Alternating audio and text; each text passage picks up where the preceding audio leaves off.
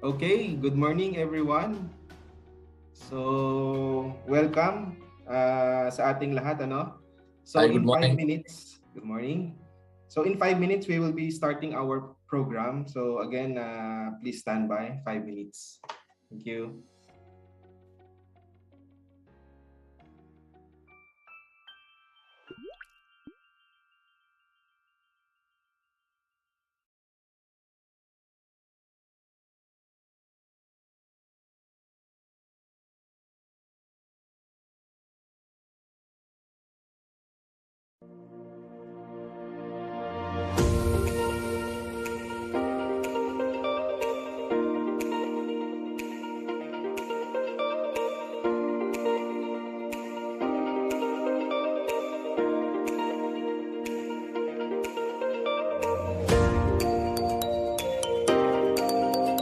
It happened here for the first time that the government agency responsible for fertilizer and pesticide is sharing our responsibility, especially for the youth.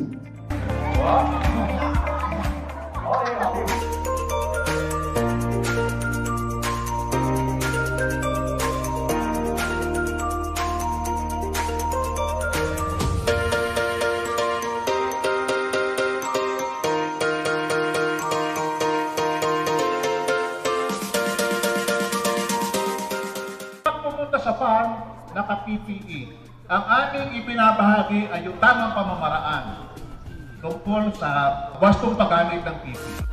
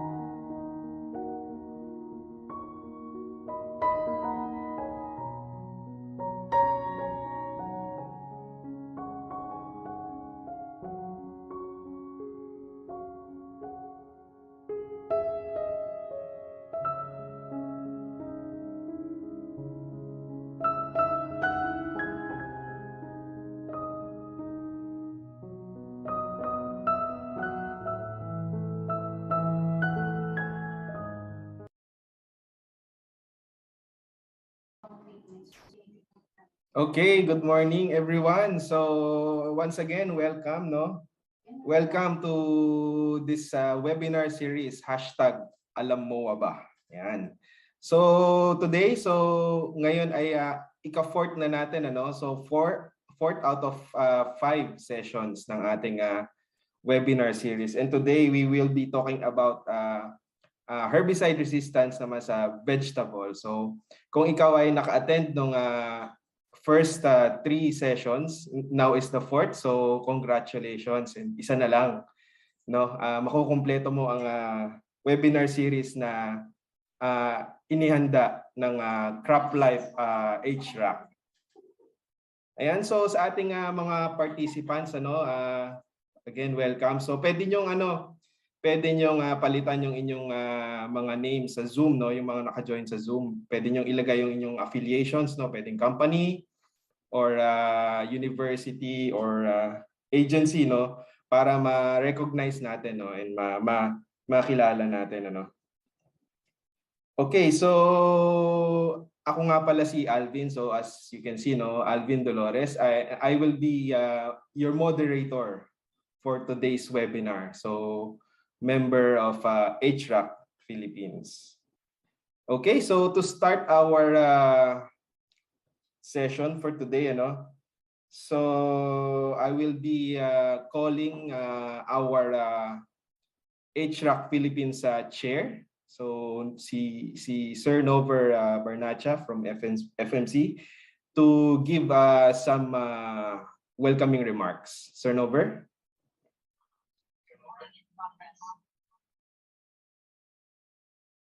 Ayan,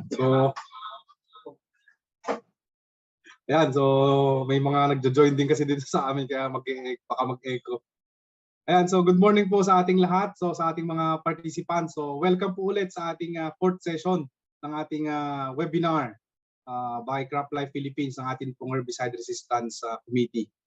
So sa mga datihan po natin, so tuloy-tuloy lang po tayong mag-subscribe, manood sa ating mga webinars. So we have lots of informations to learn today. So very valuable informations po that we can use, na pwede natin gamitin sa atin pong mga trabaho, sa ating mga audience, sa trabaho natin, sa ating pong mga stakeholders, sa mga farmers po natin, sa mga kasamahan po natin sa industry.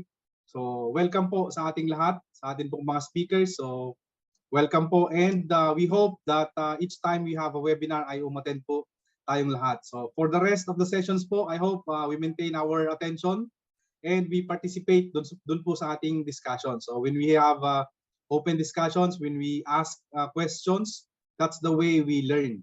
Yan po ang aking welcome remarks to all. So magandang umaga po at welcome sa ating webinar. Thank you, Sir Alvin.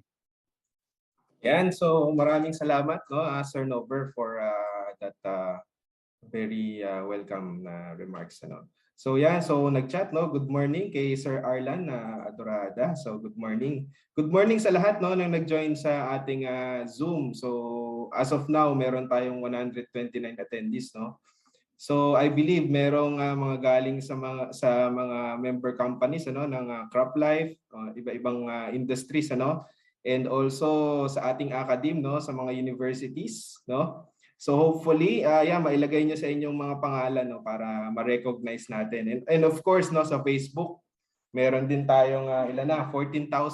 Ang daming viewers, ano. So sana ma-share natin 'to, no, makahabol yung mga iba pa natin na mga friends, classmates, or mga office mates, ano, mga workmates, no. Dahil marami kaming inihanda na talagang matututunan, no, nating lahat in terms of herbicide resistance, no. Ngayon nga ay sa vegetable. Ayan, so ang daming mga nag-good morning sa ating chat ngayon, no. Ayan, so sino ba tong mga to? So mamaya babasahin natin yung mga yan, no. Okay, so ngayon naman, no.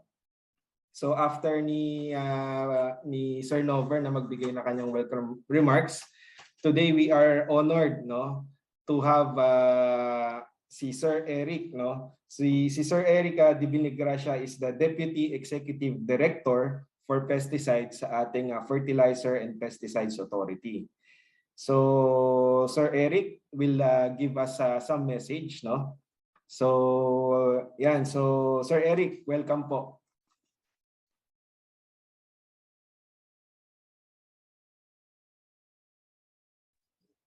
Good morning po. Magandang umaga sa lahat, no?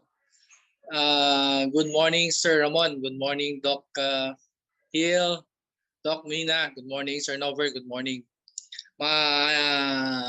Good morning sa lahat ng nag-watch, no, dito sa Facebook Live sa buong Pilipinas, Luzon, Visayas, Mindanao, sa ating mga magsasaka.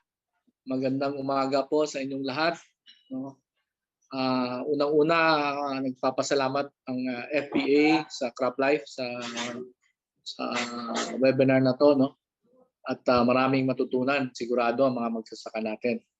Ang FPA po ay ang Fertilizer Pesticide Authority at alam naman po natin, ito po ang ahensya ng gobyerno na tumutulong, partner ng ating mga magsasakang Pilipino pag ang pinag-uusapan ay pestisidyo or ang mga abono. Bagong presidente natin umupo bilang Secretary ng Agriculture. Alam natin yon at tataka kayo kaya bakit kaya, no? So sa amin nakikita kasi ni presidente na napaka-importante ng agrikultura sa ating bayan, lalo na ngayon kasi meron po tayong tinatawag na global food crisis. Nagkakakulangan na po ng mga pagkain. At siyempre, kailangan po natin, lalo na sa mga bayani nating mga magsasaka, dahil kayo po ang nagpapakain sa ating bayan, ng mataas na produksyon. Kasi pag mababa, so kukulangin. Yung populasyon po natin, taon-taon lumalaki, nag-i-increase. So kailangan yung pagkain natin ay kailangan din pong sasabay. Pag hindi po yon sasabay, malaking problema po yon. Hindi naman po tayo pwedeng umasa na import na lang po tayo ng import. Paano pag hindi na po tayo bibigyan ng pagkain ng ibang bansa? So kailangan within dito po sa ating bayan ay magkaroon ng maunlad at mataas na produksyon sa ating agrikultura. At isa ito, no, sa pinag-uusapan itong gulay, vegetable, no, gulay, no, na herbicide na with resistance. No. Minsan naisip natin kasi tulad ngayon, no, ang gobyerno natin nagbibigay ng ayuda sa abono dahil napakataas ng presyo ng abono. But nakakalimutan natin na hindi part lang po 'yon, no? Alam naman po siguro, alam ng mga magsasaka yan. Kasi pag hindi po natin na pangalagaan o na control yung ating mga damo, baka yung mga abono natin doon lang napupunta, di ba? Sayang. So kailangan pangalagaan talaga yung bagay na yon, lalo na sa resistant ng damo. At alam ko, marami tayong matutunan ngayon kina Doc Magsino, sila po yung expert, sila Doc Nina. Doc Nina, no? At i-encourage ko kayo, no, na pakinig ng manood, no? At kung may tanong kayo sa dulo ay tanong po natin. Dahil sinasabi ko nga, kailangan talaga nating mapataas ang ating produksyon, no? Mapataas yung gulay, yung gulay natin dahil yun ang pinaka-basic, no? I mean, kinakain. Alam ko nga, marami na ngayong nagda-diet, so hindi na kumakain ng rice, no? Gulay na lang. Kaya tumataas din yung presyo ng gulay, no? But kaya kailangan magkaroon ng produksyon. At ito yan, no? Ito isa yan, yung damo. Paano natin makontrol yan? Dahil alam naman po natin sa pag-aaral, maaring 30% o 40% ang mawawala sa ating ani pag hindi natin napangalagaan itong ating gulayan, no? Control ng damo. So again, ang FPA ay nagpapasalamat sa CropLife sa pagkakataong ito. Ang FPA po ay katulad ng CropLife ay gusto lang natin, no, mapangalagaan ang ating mga magsasaka, patulungan, no? Dahil yun po ang ating isa sa mandato ng FPA. So again, maayong buntag sa tanan. Maraming salamat po. Good morning po sa lahat. Okay, thank you so much, Deputy Executive Director Sir Eric de Vinegracia, no? Thank you for that very inspiring message, ano, and talagang naka-focus, ano, sa ating mga farmers. So shout out sa ating mga farmers, no, na nanonood sa Facebook, no? So para sa inyo po ito. So kami ay nagsasanib puwersa, no, para talagang magtulong-tulong upang kumbaga sa ikauunlad ng ating agrikultura. At of course, matulungan ng ating mga farmers. Okay, so para mas marami pa tayong matutunan, ano?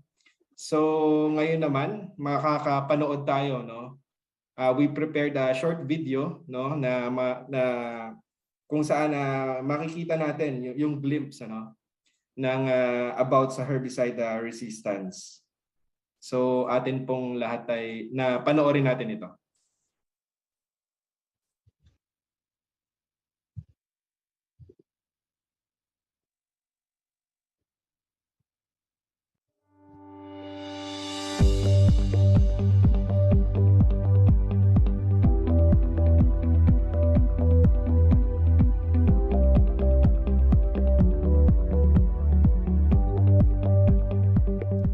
Parami ba ng parami ang mga tumutubong damo sa inyong sakahan? Umaabot na ba ito sa punto na tila hindi na namamatay ang mga damo kahit ilang beses ispreyan ng herbicide? Baka herbicide resistance na yan. Ano-ano nga bang dahilan at bakit dumadami ang mga damong hindi na kayang patayin ng mga nakasanayan na laging ginagamit at dating mabisang herbicide laban sa katulad ding damo?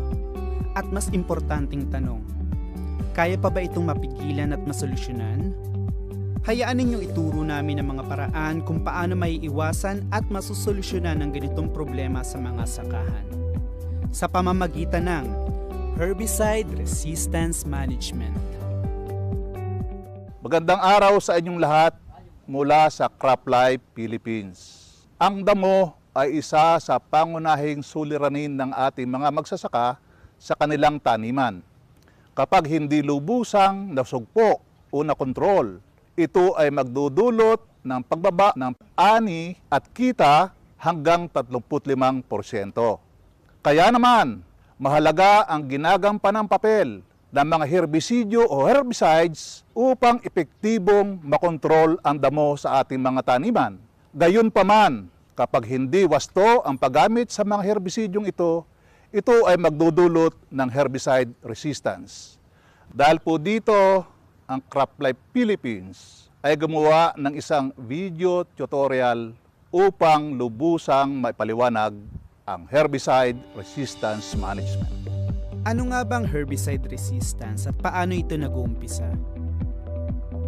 Ang herbicide resistance ay ang naipapamanang kakayahan ng damo na mabuhay at hindi tabla ng isang uri ng herbicide na kaya namang pumatay ng ibang kauring damo. Dumadami ang damo may sadyang angking tibay laban sa uri na magkakatulad na herbicide base na rin sa paggamit ng magsasaka dito. Habang patuloy ang paulit-ulit na paggamit ng iisang herbicide sa sakahan, dumadami ang mga damong hindi na tinatabla na tumuunti ang bilang ng mga damong kayang puksain ito. Bakit kaya nagkakaganito? Silipin natin kung ano ba nangyari sa isang sakahan.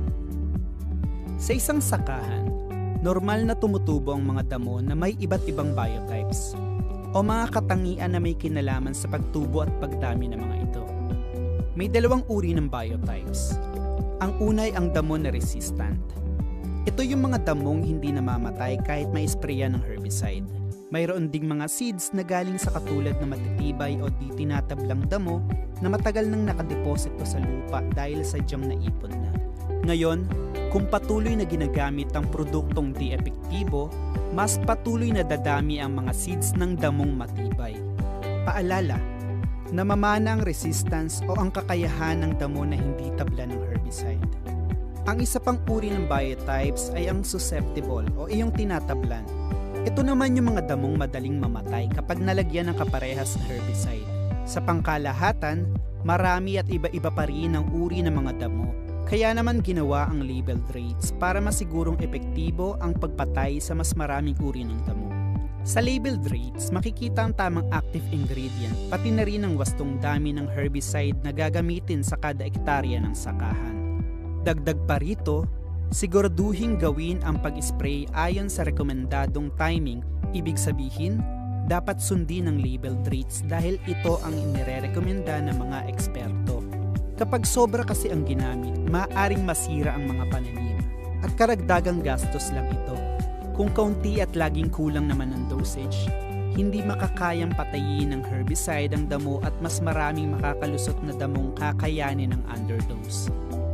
Suriin natin kung paano nag-uumpisa at dumadami ang mga damong herbicide resistant sa mga sakahan. Halimbawa, makikita natin na sa unang paggamit, mangilan-ngilan lang ang resistant na damo sa sakahan habang marami ang susceptible. Ipagpalagay natin na hindi sinunod ng magsasaka ang nakasulat na labeled rates dahil hindi pa nila alam ang konsepto ng herbicide resistance. Matapos may sprayan ng herbicide, namatay ang mga susceptible na damo o yung mga tinatablan, habang ang resistant na damo o hindi tinatablan ay nabuhay. Lumaki ang resistant na damo at naglabas ng seeds sa lupa. Sa mga unang pagkakataon, successful ang pagkontrol sa damo.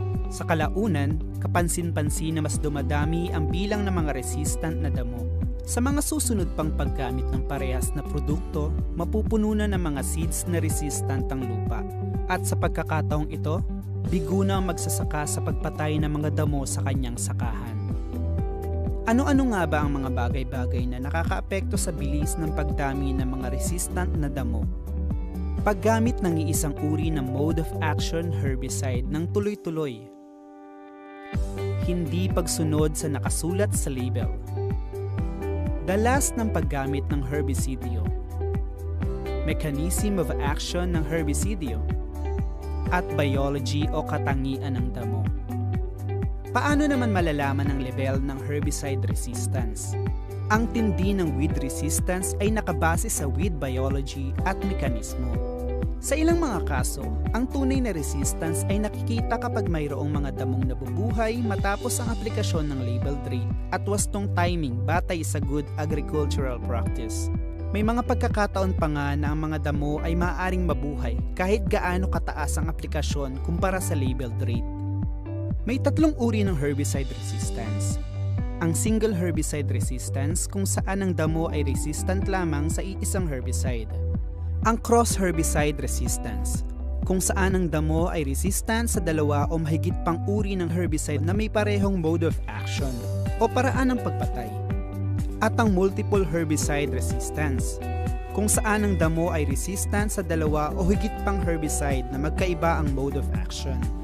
Base sa pag-aaral, ang mga pinakamahusay na paraan para maiwasan ang herbicide resistance sa mga damo ay itinatag sa konsepto ng diversity o pagkakaiba-iba. Ang diversity ay maaaring makamit sa paggamit ng iba't ibang kombinasyon ng mga paraang nagpapababa ng selection pressure ng isang nakasanayang paraan. Ang herbicide resistance management ay pwedeng proactive o reactive. Ang reactive management ay isang estilo ng pamamahala kung saan ito ay tumutugon lamang sa mga nangyayaring pagbabago sa sakahan. Gagawa lamang ng mga hakbang o taktika kapag kumpirmadong resistant o hindi na tinatablan ng herbicide ang mga damo. Ang proactive management naman ay ang pagpapatupad ng mga taktika sa pagkontrol ng damo bago maging kapansin-pansin ang pagdami ng mga damo na herbicide resistant. Isinasaalang-alang nito ang maaaring mangyari sa hinaharap at pinagpaplanuhan ito bago mangyari. Ito ang ilan sa halimbawa ng mga desisyon na kailangang isaalang-alang.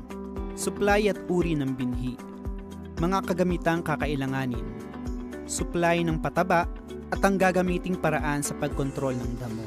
Pinaniniwala ang kritikal ang proactive na paraan ng pamamahala ng resistance para sa pangmatagalang pagpapanatili ng mga epektibong herbicides. Tulad na lang sa kaso ng glyphosate na epektibo pa rin hanggang ngayon sa GT corn. Ito ang mga pakinabang ng proactive na pamamahala ng resistance. Una, pinapanatili nito ang potensyal ng magandang ani. Pangalawa, matipid ito kumpara sa mga reactive na pamamaraan. Ikatlo, pinipigilan nito ang mga biglaan at panandaliang pagbabago sa mga nakagawiang paraan ng pagsasaka. Panghuli, pinoprotektahan nito ang pagiging epektibo ng mga herbicides para sa hinaharap.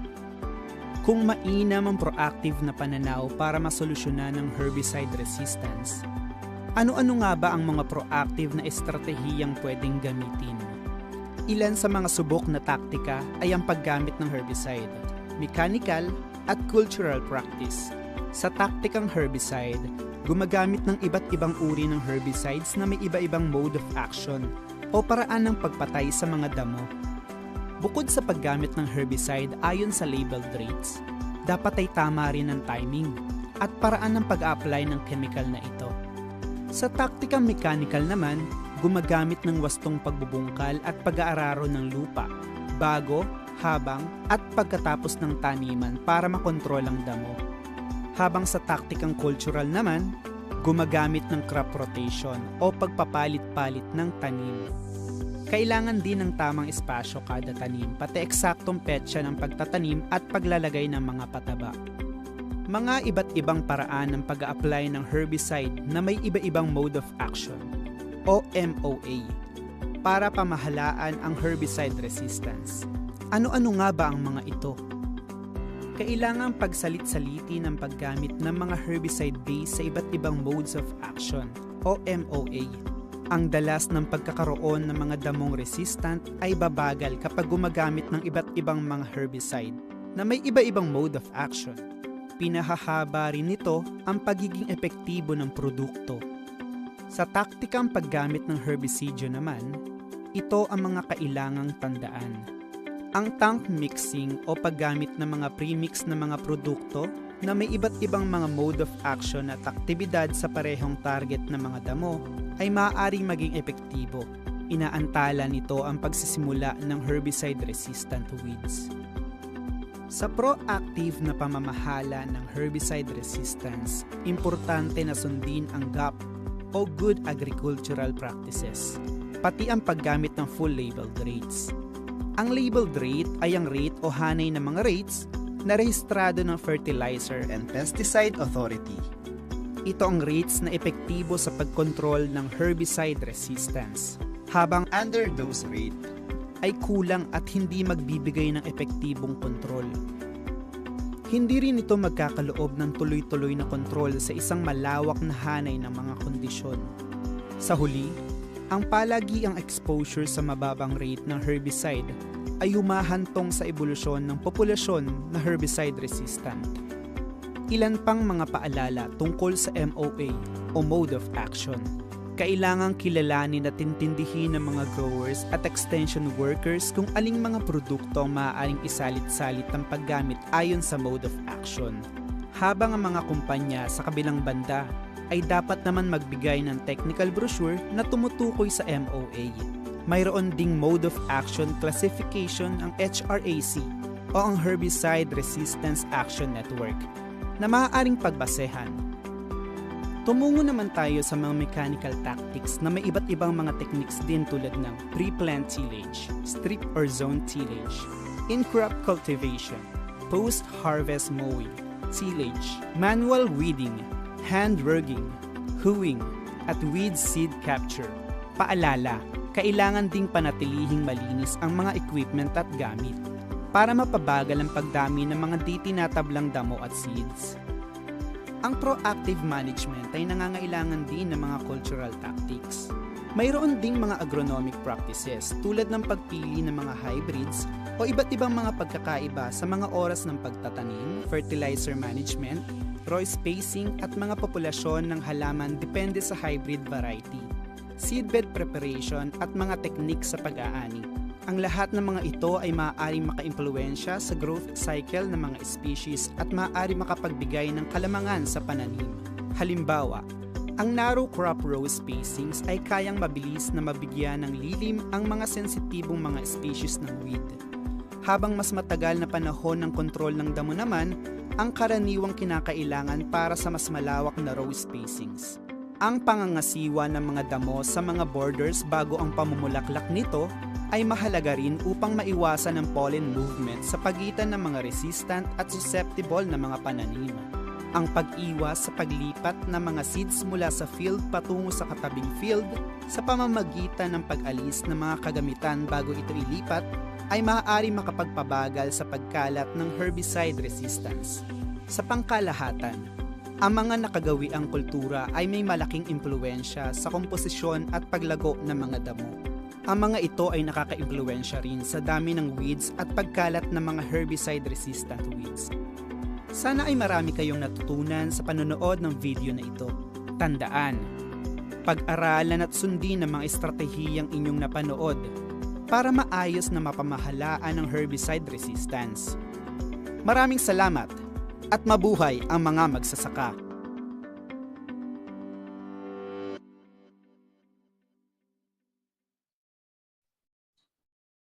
Okay, so yan, so yung explainer video pa lang, ano, so ang dami na nating natutunan, no, tungkol sa herbicide resistance management. And of course, later on, meron tayong dalawang speakers, no, na lalo pang mag-i-explain sa atin kung tungkol nga ba saan ito.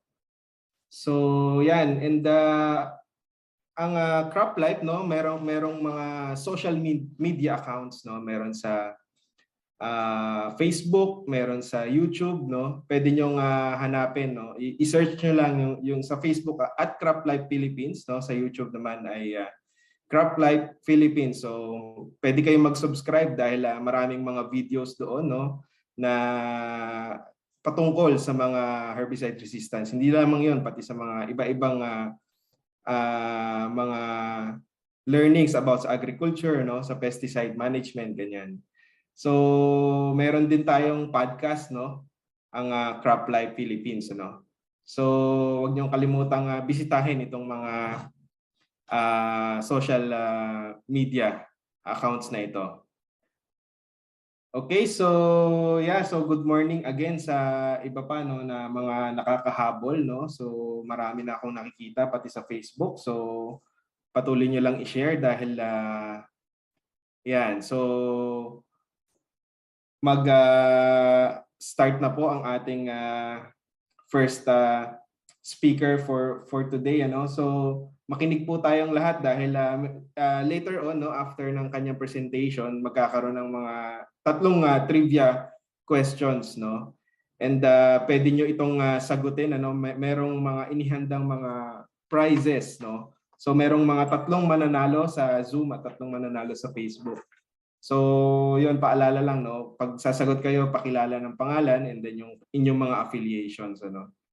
And then later on, meron ding mga pa-games, no, na inihanda para sa ating lahat, no? Okay, so moving on to our program. Okay, so I would like to introduce to you our first speaker. So our first speaker for today is Dr. Nina Dimaano. So si Dr. Nina is an Associate Professor 1 at the Institute of Feed Science, Entomology, and Plant Pathology, College of Agriculture and Food Science, University of the Philippines, Los Baños. Yung area of specialization ni Doc Nina is in molecular weed science, and her research interests include molecular mechanism of herbicide resistance as well as weed biology and management. She finished her doctoral degree at Kyoto University, Japan, where she worked on metabolism-based resistance in multiple herbicide-resistant line of Echinocloa phylopogon. Yung results of her research were published in several peer-reviewed journals and presented at several local and international conferences. So currently, si Doc Nina ay nag-work sa resistance mechanism ng barnyard grass naman, no, Echinocloa cruzgali, so local sa Philippines, no, and biotypes to different herbicides and their management. So ladies and gentlemen, so let us all welcome our first speaker, si Doc Nina Dimaano. Doc Nina, the floor is yours. Thank you very much for that introduction, Sir Alvin. So magandang umaga po sa ating lahat. It's a big honor po for me na maging isa sa mga resource speaker nyo this morning. So let me just share my screen, my presentation. Ayan. So nakikita ko po yung mga thumbs up and heart reaction. So thank you very much for that. So ang pag-uusapan po natin ngayong umaga, yung unang topic natin is on herbicide resistance management in lowland vegetables. So pag-uusapan natin yung mga gulay na pangunahing sangkap sa mga paborito natin ng mga pagkain. So halimbawa yung dinengdeng. So sino po ba dito yung may favorite yung dinengdeng? Can I see a thumbs up reaction dun sa ating chat box? Ayan, ang daming thumbs up. Favorite niyo itong gulay na to. How about yung pinakbet? Especially yung okra, okay, yung ampalaya, sitaw at kalabasa. Ayan, ang dami ring mga heart reaction. Baka yung iba sa inyo hindi kumakain ng okra or ng ampalaya. Or okay, yung bulang lang or mga ginisa. So yan, napaka-importanting mga gulay, yung mga lowland vegetables. And this morning, pag-uusapan natin ano yung mga common weeds associated dito sa mga lowland vegetables. And most importantly, paano natin may iwasan ang development ng herbicide resistance sa mga weeds na associated dito sa mga gulay na ito. Okay? So, kagaya ng nasabi ni Sir Alvin kanina, may pa-trivia question tayo. So, yung trivia question natin ay gagawin na natin ngayon. So, pipili tayo ng winner from the Zoom and winner from Facebook for each question. I have 3 questions. So, simple lamang po yung mechanics natin. So, kapag alam niyo yung sagot, i-chat nyo doon sa ating chat box. Just type Q1 for question number 1 and then letter of your answer. Okay? Ganun lang kasimple yung mechanics natin and you have 10 seconds to answer each trivia question. So, ready na po ba? Okay, kung ready na, so this is our first trivia question. May prizes ang mananalo nito. So, which anthocyanin pigment makes the eggplant purple? A. Delphinidine, B. Nasonin, C. Cyanidine, or D. Pelargiodenine. Ayan. So, ano yung mga answer sa ating chat box? 10 seconds lang po. So, 10, 9, 8, 7, 6, 5, 4, 3, 2, 1. So, time's up. Okay. So, yung mga technical expert po natin dito sa ating Zoom ay i-record kung sino yung nanalo and later i-announce natin kung sino. We'll reveal the correct answer for this question. Ang tamang sagot po ay B. Nasonin. Okay, so kung tama kayo at kayo yung unang nakatama, so congratulations. Okay, so question number 2 na tayo. Type Q2 and then your the letter of the correct answer. Ito na po yung question. Oh, sorry. Yeah. Which species has reports of multiple herbicide resistance to as many as 14 sites of action? A. Echinocloa colonna, B. Ilicin indica, C.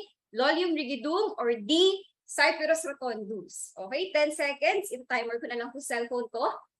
Yan. So please type in your answers para manalo kayo ng prize from CropLife Philippines. A. Echinocloa colonna, B. Ilicin indica, C. Lolium, and D. Cyperus rotundus. Time's up.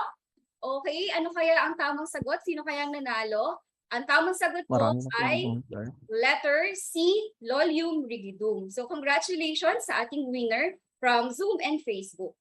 Okay, so last question na po, last trivia question. So galingan yung pumili ng tamang sagot. Ayan, ito yung ating last question. Which herbicide has this chemical structure? A. Pinoxaprop P ethyl, B. Fluacicop P butyl, C. Fluorodifen, or D. Fluorpyroxyfen. Okay, so parang mahirap tong question na to, no? Konti yung sumasagot. Pero yung mga magagaling sa chemistry dyan. Ay, magaling sa chemistry. May letter F, oh, dun sa chemical structure. Pero letter F din lahat dun choices. Okay, so time's up. Ayan, sino kaya yung tumama dito sa ating trivia question number 3? So, ang tamang sagot ay letter B, Fluacicop P butyl. Okay, so sa lahat po ng winners, i-announce natin later. Congratulations. And warm up pa lang po ito sa ating presentation. Okay, para makinig tayo dun sa ating pag-uusapan this morning on weed herbicide resistance management in vegetables. All right. So going to my presentation, we have these main topics: the common weeds the weed management options, how to select the proper herbicide and the different modes of action, the development of herbicide resistance, and lastly, the possible solutions for mitigating herbicide resistance in lowland vegetables. Okay, so did you know na napakalaki or napaka-importante po ng contribution ng mga lowland vegetables sa Philippine agriculture? So based sa Philippine Statistics Authority data, meron po tayong mga top producing regions for each of the following vegetables. For example, sa eggplant, ang top producing area po natin ay yung Ilocos region, 37%, followed by Calabarzon and Central Luzon. For garlic naman, top producing region pa rin natin ang Ilocos region, 65.8% of the total production, followed by Mimaropa. For mung beans, still Ilocos region and then Central Luzon. Onion, Central Luzon, Ilocos region, and Mimaropa. And for our sweet potato or kamote, Eastern Visayas, Bicol, and Central Luzon. So napakaraming mga farmers ang nakikinabang sa pagtatanim ng mga gulay na ito. And napakalaking contribution sa Philippine agriculture. Pero ang productivity po ng mga gulay ay naapektuhan ng iba't ibang constraints. At ang isa sa mga biotic constraints na yan ay ang mga damo or weeds. So kilalanin natin ang mga weeds na associated sa lowland vegetables. So importante na alam natin i-classify ang mga damo based on their morphological characters. Dahil halimbawa kung gagamit tayo ng herbicide, pag nakita natin sa pesticide label, target weed, ang nakalagay doon most of the time ay grasses, sedges, or broadleaves. So dapat alam natin kung ano yung pinagkaiba-iba nitong tatlong grouping na ito ng mga damo. Okay? So pag grasses, pag sinabing grasses, yan ay mga member ng Poaceae family, and yung kanilang mga dahon ay long and narrow, okay, arising alternately in two rows. Ang kanilang leaf veins, pag nakita natin, it's parallel with leaf sheets split around the stem. Ang stems ng grasses ay tinatawag nating culm. Okay, meron silang nodes and internodes. Ang roots ay fibrous and may presence ng ligules and auricles sa pagitan ng leaf blade and leaf sheets. So yan yung characteristics ng ating mga grasses. Sa Cyperaceae family naman or mga sedges, ang characteristics nila ay kagaya rin ng mga grasses, no? Long and narrow leaves pero wala silang ligules and auricles. Ang leaf veins ay parallel din, ang leaf venation, pero yung kanilang leaf sheets ay continuous around the stem. And yung isang distinct feature ng mga sedges, triangular yung kanilang stem, kagaya ng nakikita nyo dito sa picture. Okay, ang mga broadleaves naman, kaya tinawag na broadleaves dahil ang kanilang mga dahon ay broad, no? Malalapad yung dahon, fully expanded, and yung leaf venation is netted for the dicots and parallel leaf venation naman for the monocots. Okay, so kilalanin natin yung mga specific na mga grass weeds na makikita natin sa ating mga lowland vegetables. So unang-una, Axonopus compressus, okay, Paspalum conjugatum or Carabao grass, and Panicum repens or creeping manic. So itong mga to halos magkakamukha, no? Pero makita natin yung difference sa kanilang mga bulaklak or inflorescence. And mahirap kontrolin itong mga grasses na to dahil kapag nag-form na sila ng thick and dense mats in the soil, napakahirap na nilang tanggalin. Okay, other grasses na makita natin sa mga lowland vegetables, Dactyloctinium aegyptium or crowfoot grass. So ito ay napakaraming mag-produce ng seeds, umaabot ng 65,800. At ang Echinocloa colonna or jungle rice, nakapag-produce din ng napakaraming seeds and isa sa top 10 weed species in rice-based cropping systems. We also have Cynodon dactylon or Bermuda grass na makikita natin sa mga gulayan. Napaka-adapted nito even sa moist and dry conditions, can cause significant yield loss, at napakahirap i-control dahil ito ay isang perennial grass, but it is easily affected by shading. Ang Digitaria ciliaris or large crabgrass, isa pang problemang damo sa mga gulayan dahil napakarami nag-produce ng seeds, and sa pag-aaral sa rice, it can reduce yield by as much as 62%. So, nakikilala niyo po ba itong mga damo na ito? Familiar ba kayo? So, tingnan pa natin yung ibang mga grasses. Siguro dito familiar kayo, no? Sa Ileucine indica or goose grass. So, it can also produce around 50,000 seeds. No, and in other countries, documents show that it can reduce yield of corn by 15%.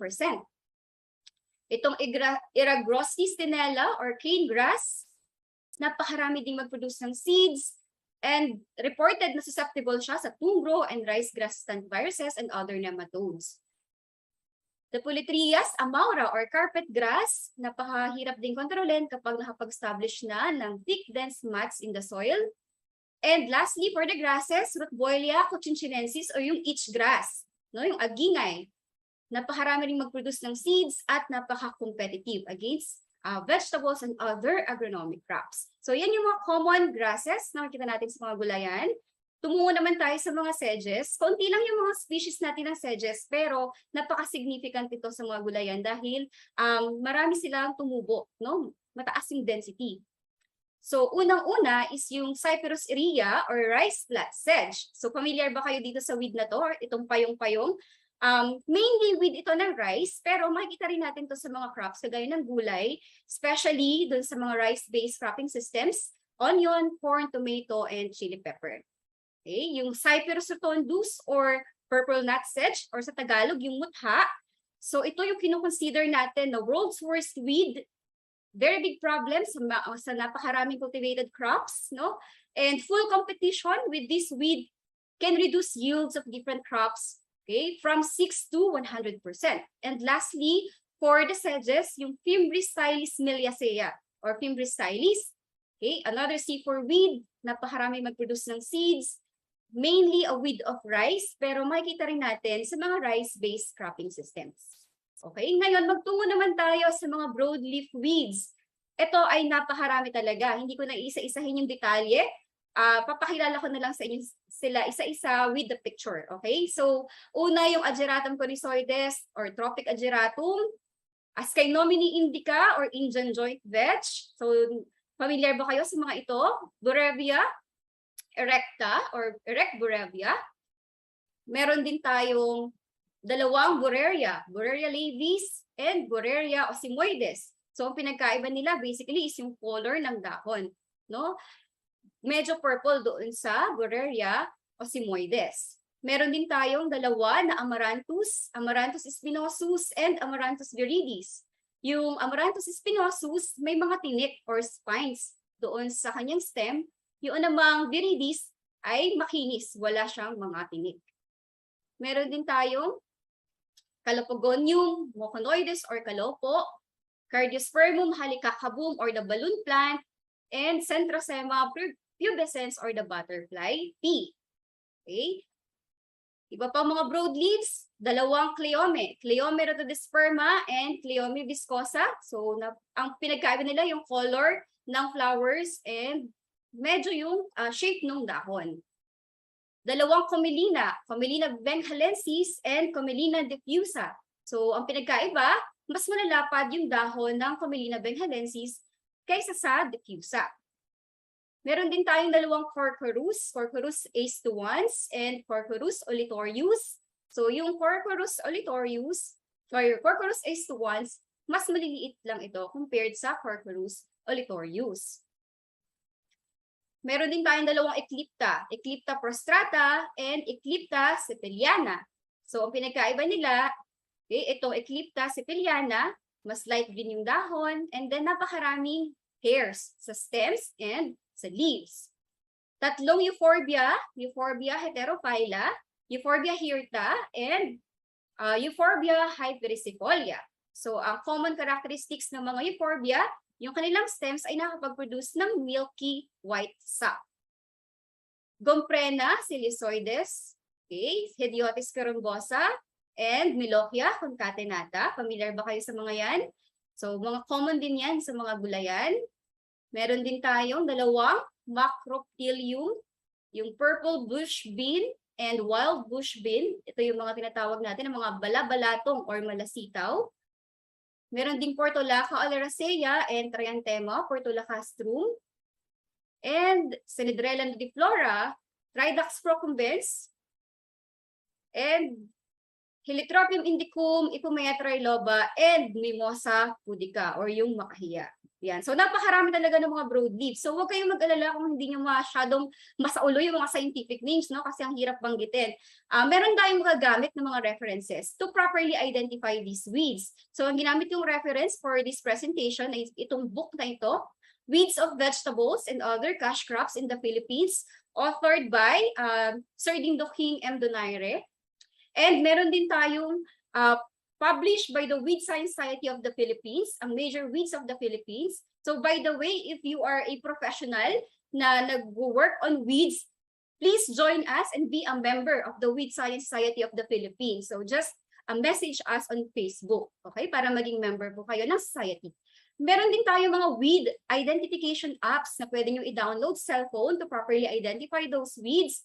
Yung idamuhan app, but basically ito ay developed for rice weeds. Pero pwede rin naman, especially sa mga rice-based na vegetables o lowland vegetables. The Picture This app, developed by Glority, and the Weed ID app, developed by BASF. So pwede nyo pong i-download ito to properly identify those weed species. Okay, so ito namang tanong na to, sagutin natin. Bakit kailangan natin kontrolin yung mga nakilala natin ng mga weeds na associated sa lowland vegetables? Unang-una, dahil ang mga weeds can serve as alternate hosts of insects and pathogens na makakasira sa ating mga vegetables. So ilang halimbawa lamang dito yung Cyperus tondus na pwedeng alternate host ng white tip nematode. Yung ating dito ironweed pwedeng maging alternate host ng brown spot fungi, at yung Sinidrella pwedeng maging mga alternate host ng mga nematodes. Isa pang dahilan kung bakit kailangan natin kontrolin yung mga weeds dahil nakaka-interfere sila sa in-field operations. So kapag maraming damo, mahirapan tayong maglagay ng fertilizer, mahirapan tayong magpatubig, at mahirapan tayong mag-harvest. And most importantly, bakit kailangan natin kontrolin ng weeds? Dahil nakapag-compete sila sa ating mga vegetables for nutrients, soil moisture, and sunlight, at nakakapagpababa ng yield at nagkukos ng economic yield losses. So dito sa data na to, naglagay ako ng star doon sa mga main vegetables na napakataas ng potential yield loss kapag hindi tayo nag-control ng weed. So itong data na ito ay based sa pag-aaral ni Dr. Pallier in 2002. Talagang umaabot ng 100%, 93%, 96% ang mga losses sa mung bean, soybean, tomato, and onion kapag hindi tayo nag-control ng weeds. Okay? So kaya kailangan tayong mag-control ng weeds, and paano natin yung gagawin? So tandaan natin that there's no single weed management technique that is effective against all types of weeds. Dapat gagamit tayo ng iba't ibang pamamaraan, 2 or more techniques to achieve better weed control na cost-effective, environment-friendly, and acceptable to our farmers. At ini-encourage din natin ang paggamit ng or pagpapractice ng integrated weed management. So ito yung mga pamamaraan sa pagkontrol ng weeds sa mga gulayan. Let's prevent introduction and spread of weeds by first using high-quality seeds. Dapat malinis, high-quality yung seeds na tatanim natin. Free of any seed contaminants, weed seed contaminants, and other asexual propagules.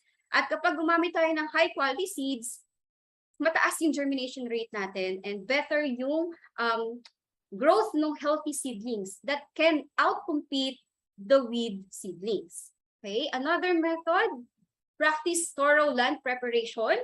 Yung proper tillage nakapag-suppress ng growth, we can bury the weeds in the soil or expose the seeds and their parts to the heat of the sun that can kill them by desiccation, and we can also destroy them by separating their shoots, their roots, okay, or encouraging germination or sprouting of their dormant seeds and asexual propagules.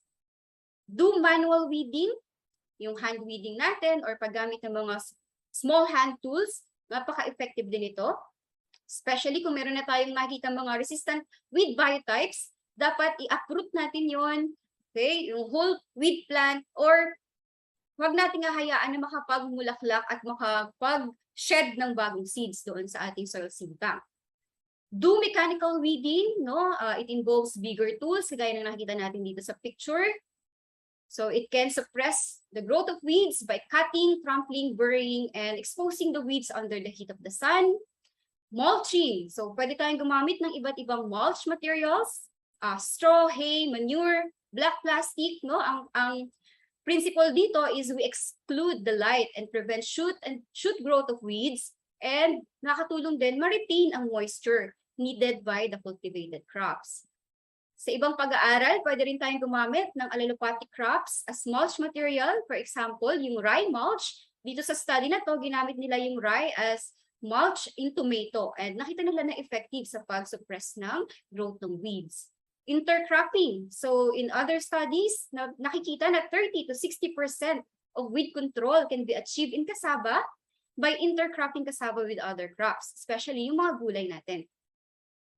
And enhance natural weed control by beneficial okay.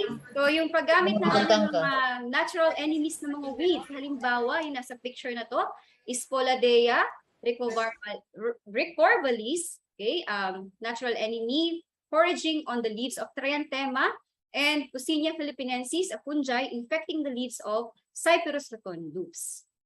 Okay, and of course, chemical control or use of herbicides or yung paggamit ng tama ng mga herbisidyo.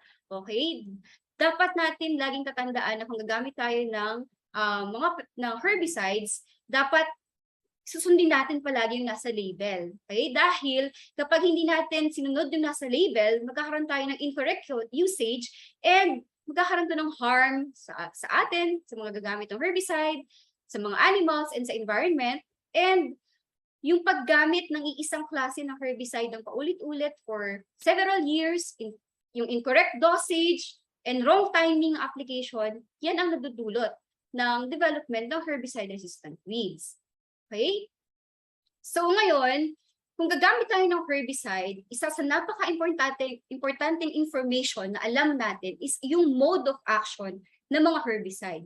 Sa table na ito ay ang summary ng different groupings ng herbicides by number, ang different target sites or enzymes na i-inhibit ng herbicide doon sa loob ng halaman, the specific modes of action and example ng herbicide. So halimbawa, kung gagamit tayo ng pinoxaprof na herbicide, itong mga pinoxaprof or cyhalopo, ang grouping niyan ay nasa group number 1. Ibig sabihin, ang kanyang target site o yung specific enzyme na ini-inhibit ay ang acetyl-CoA carboxylase or ACCase enzyme, which is involved in fatty acid synthesis doon sa halaman. So, ang mode of action niya is inhibition of fatty acid synthesis. So, kapag nag-apply tayo ng pinoxaprof, ma-absorb ng halaman yung pinoxaprof and magbabind sa kanyang target na enzyme, acetyl-CoA carboxylase, i-inhibit ang activity ng acetyl-CoA carboxylase, kaya mamamatay yung halaman. So, ganyan yung pag-intindi dito about sa target site and mode of action. Halimbawa naman, kung gagamit tayo ng benzylpyromethyl, okay, ang grouping nito ay nasa number 2. Ang ibig sabihin niyan, ang target site niya ay ang acetyl lactate synthase or ALS na enzyme involved sa pag-produce ng branch-chain amino acid. So therefore, ang mode of action niya ay inhibition of branch-chain amino acid. Okay? Inhibition of branch-chain amino acid synthesis. Okay? So napakadaming mga plant processes na inhibit ng iba't ibang klase ng mga herbicide. So halimbawa yung alam natin or kilala natin na herbicide, yung glyphosate. So anong enzyme ang ini-inhibit ng glyphosate? So it's the enol pyruvyl shikimate phosphate or EPSP synthase enzyme na involved sa production ng aromatic amino acid synthesis. So ang kanyang mode of action ng glyphosate is inhibition of aromatic amino acid synthesis. So napakahalagang information ito and meron tayong mga references na pwedeng ma-download sa internet. So halimbawa itong poster na to, pwede natin itong i-download sa internet. Lahat ng modes of action ay nakaklasify based sa iba't ibang mga plant processes. So halimbawa for light activation of reactive oxygen species or ROS, dito kabilang ang mode of action na PS2 inhibitor, okay, or inhibition of glutamine synthetase, inhibition of PPO. So, nandito sila sa grouping na to. And yung color code na yan, ibig sabihin yan, ang color code na yan, yung mga iba't ibang chemical families. And isang box na yan ay isang active ingredient belonging to the chemical family. Okay, sa cellular metabolism naman, dito nabibilang ang mga ALS inhibitor, ACCase inhibitor, VLCFA inhibitor at iba pa. At sa cell division and growth, dito nabibilang yung microtubule assembly inhibitors and auxin mimics, 2,4-D, and uncouplers at iba pa. Okay? So ito, namang table na to is to give us an idea. Ano ba yung mga herbicides na approved ng FPA or registered sa FPA na para sa mga vegetables or specific vegetables. So meron lamang po tayong 6 na mode of actions, no, na registered for vegetables. Una, for acetyl-CoA carboxylase inhibitors or ACCase inhibitors, 2 herbicide lang.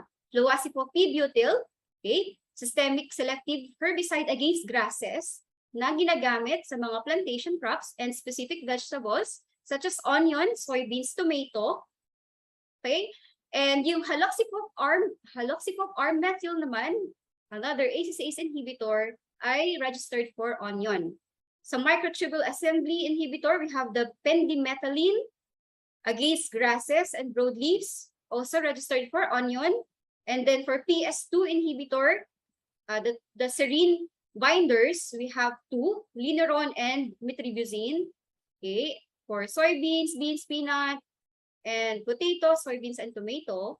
Another PS2 inhibitor, bentazone, registered for soybean. And yung glyphosate, registered siya sa vegetable, but this is, ginagamit natin to bago magtatanim ng gulay for clearing the field. Dahil ang glyphosate po ay broad-spectrum herbicide, kaya itong patayin lahat, no? Annual, and perennial grasses, broadleaves, and sedges.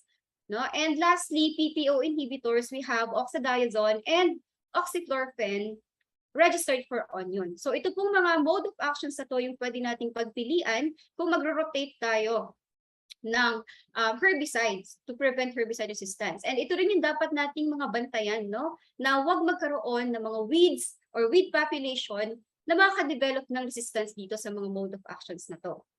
Okay, so pag-usapan natin ngayon sa part na to kung paano ba nadidevelop ang herbicide resistance, especially sa mga weed populations in lowland vegetables. So meron tayong 2 driving factors kung paano nagkakaroon ng herbicide resistance. Una, genetic diversity.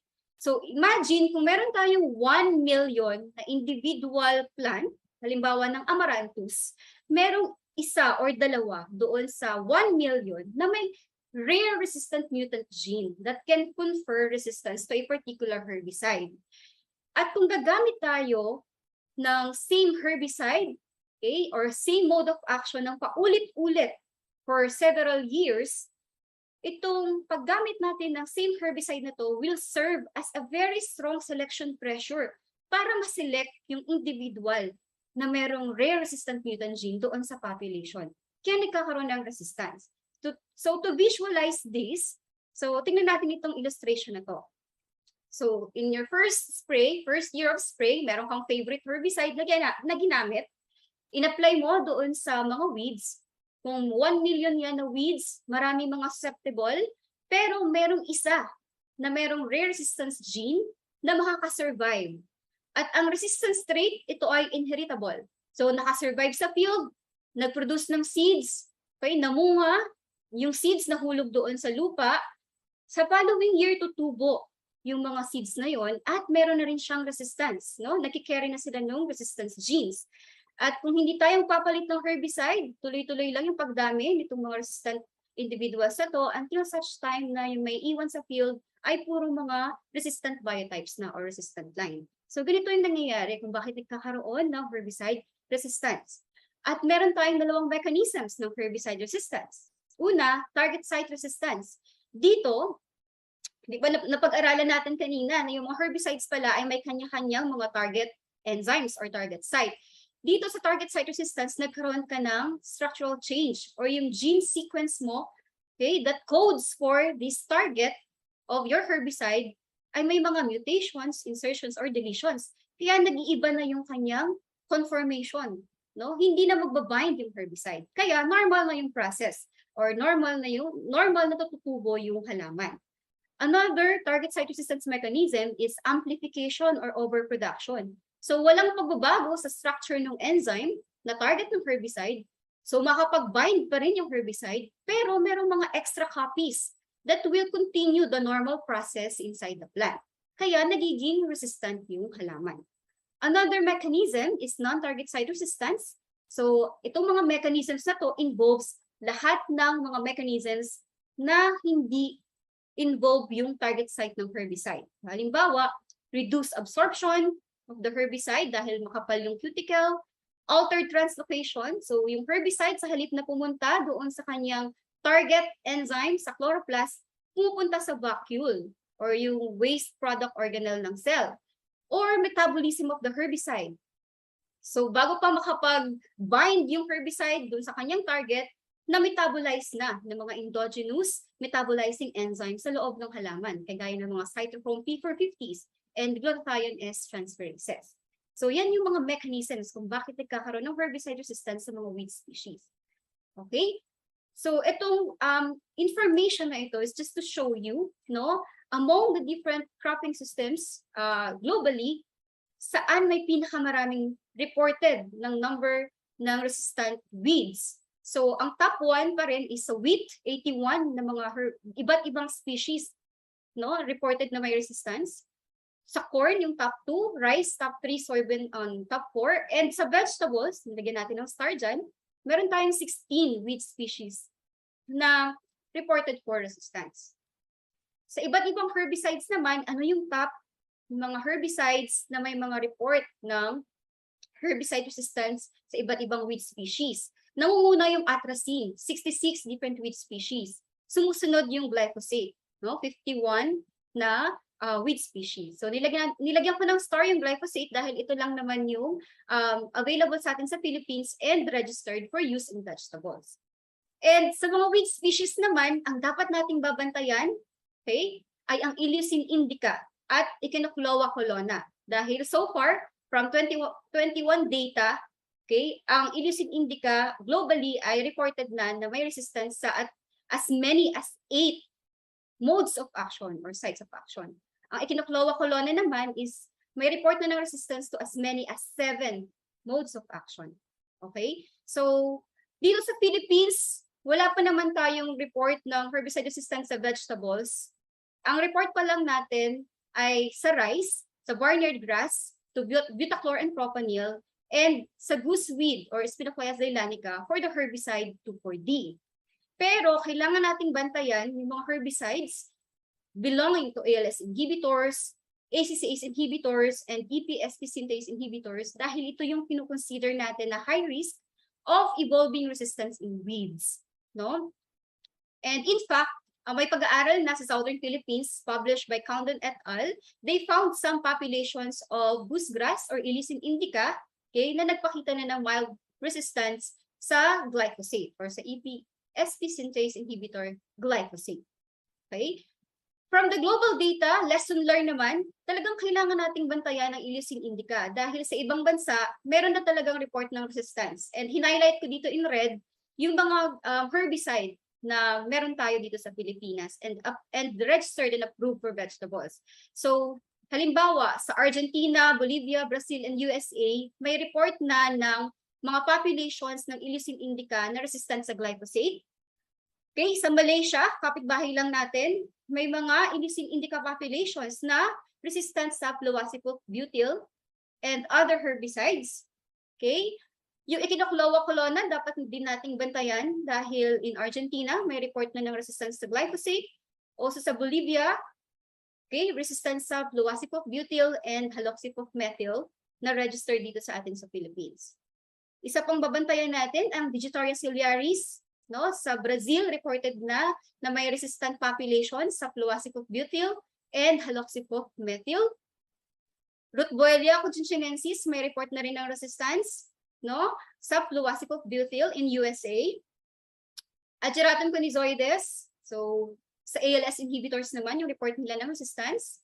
Amaranthus spinosus is also for ALS inhibitors. And lastly, Portulaca oleracea, no, may mga population sa USA ng Portulaca na may report ng resistance sa lunaron, so PS2 inhibitor.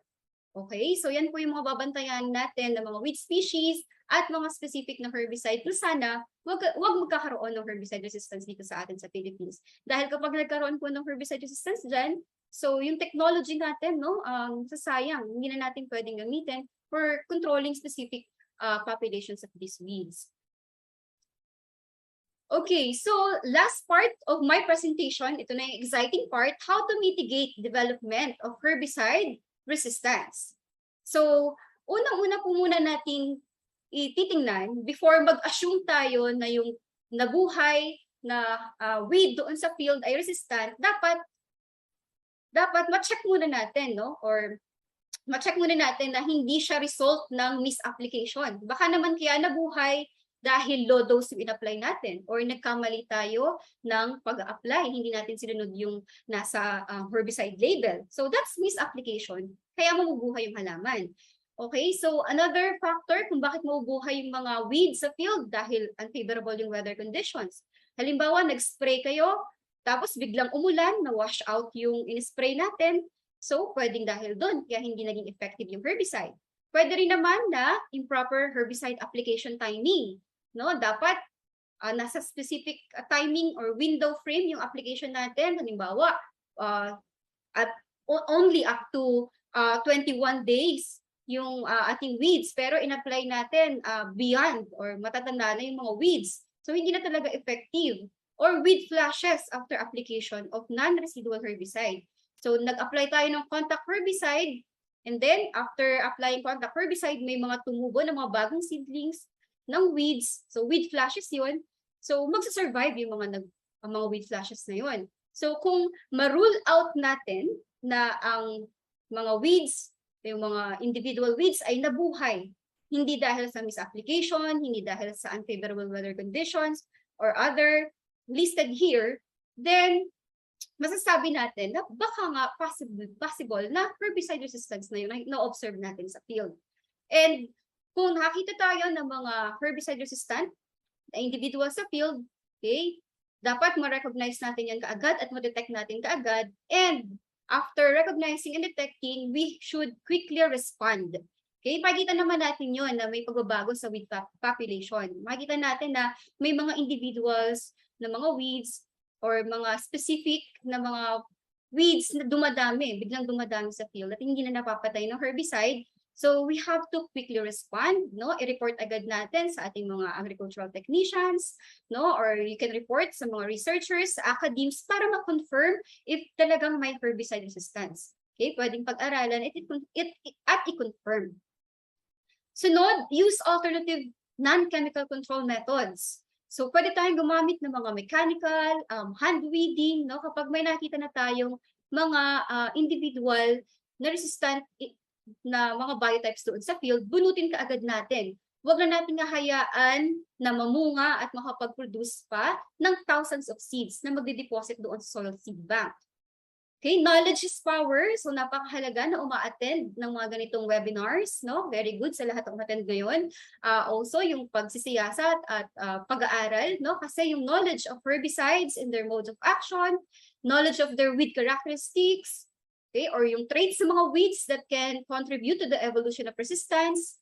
Okay, dapat alam din natin yung cropping patterns, history of herbicide use na ginagamit ng mga farmers in particular cropping situation, and dapat alam natin yung information kung paano nagkakaroon ng resistance evolution sa weeds. Okay? Okay, ito naman ay how to reduce the selection pressure, di ba? Herbicide yung pinaka-selection pressure natin, kaya nagkakaroon ng herbicide resistance. So, paano natin ma-reduce ang selection pressure? We can rotate the crops. Pwede tayong mag-crop rotation para nabi-break natin ang crop and weed association, nababago din natin lahat ng mga cultural management practices at napapalitan yung mga herbicide. Or kung hindi naman natin maiwasan na talagang magtatanim ka lang ng isang specific na vegetable, dapat i-rotate naman natin yung herbicides. Iba't ibang mode of action per year or per season. Okay, kagaya nakita natin sa illustration. Okay, you can also use herbicide mixture, sequential treatments, and synergies, no? Napaka-effective nito, especially kung nung paggamit ng synergies, especially kung ang ating herbicide resistance ay metabolism-based. Dahil kapag metabolism-based, ang resistance natin ay ma-observe natin kahit iba't ibang modes of action, no? Dahil meron kang mga enzyme na nagme-metabolize ng iba't ibang herbicides belong to different modes of action. And again, always follow what's in the label, no? Dapat susundin natin kung ano yung nasa label. herbicides must be used cautiously and at recommended rates. Dahil kapag nag-apply tayo at low doses or low rates, pwedeng maging dahilan yun, no, ng pag-select ng mga rare resistance genes in weed populations.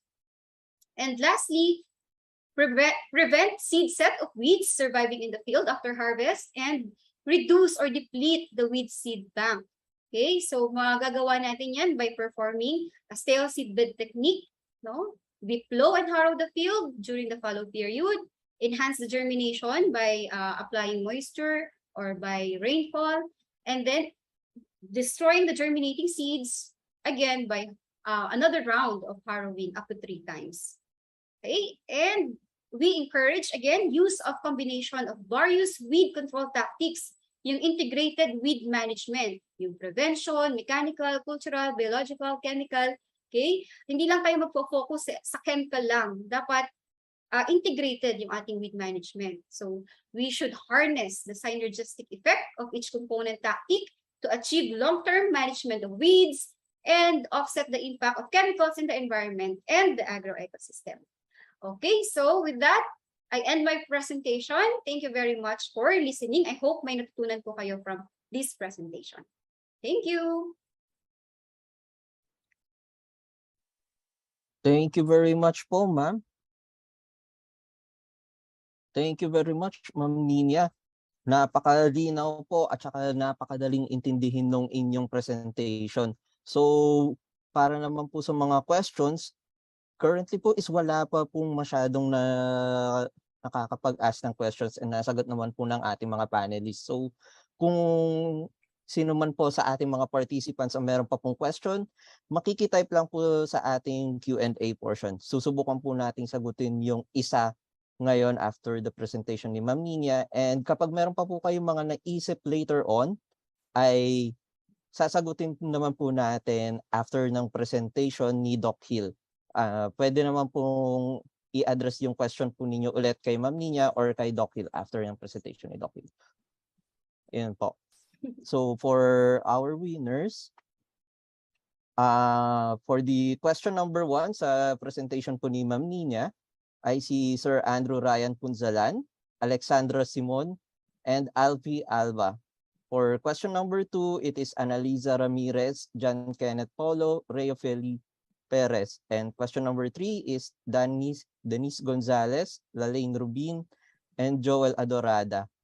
So para po sa mga winners, para po tayo ay makapag-qualify, makikilike na lang din po ang FB and YouTube pages po ng CropLife Philippines. And makikihingi po ng inyong GCash details. Maraming salamat po. So, meron pa po bang mga questions? So, mukhang wala pa po. After naman po ng presentation ni Doc Hill, as mentioned before, pwede pa po tayong magtanong. Magbibigay po tayo ng time para po dun. Thank you po uli, Ma'am Nina. Okay, thank you very much po. Thank you.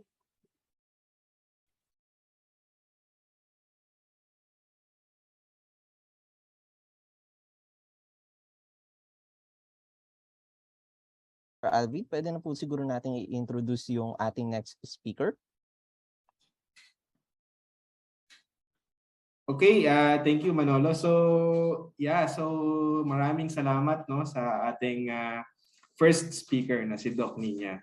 So ngayon naman we will move to our next presentation. So I would like to call on RR to introduce our next speaker.